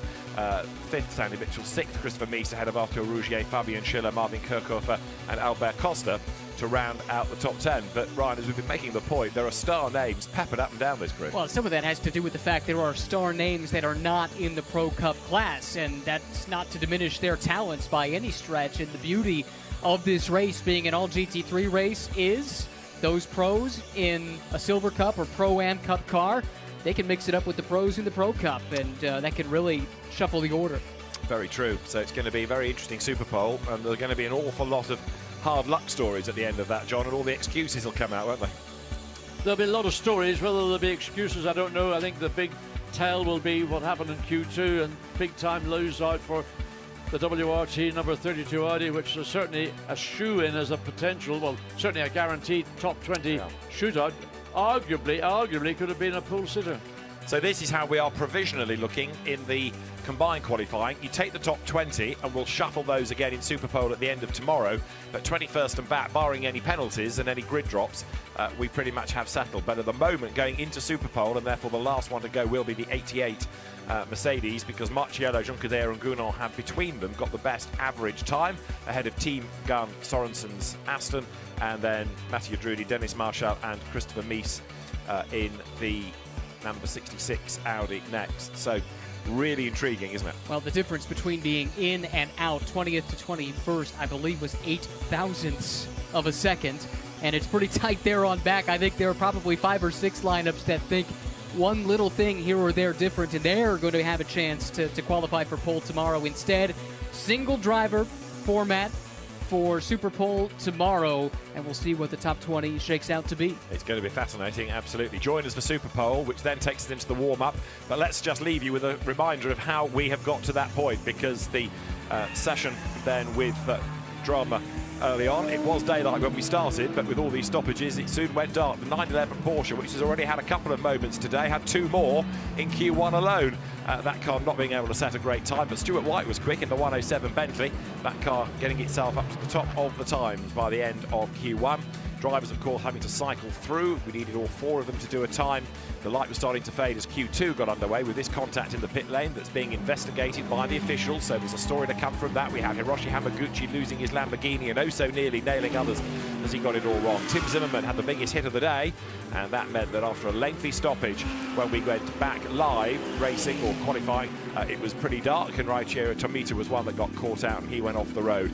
Q3 cycled through next, more times to be set, the times tumbling and the grid starting to take shape. But all the way through this, Rafaeli Marciello, Danny Jonquidea and Jules Gounon were looking at the best of the drivers. Then the Mercedes looking very, very strong indeed as it headed towards the best time of the session.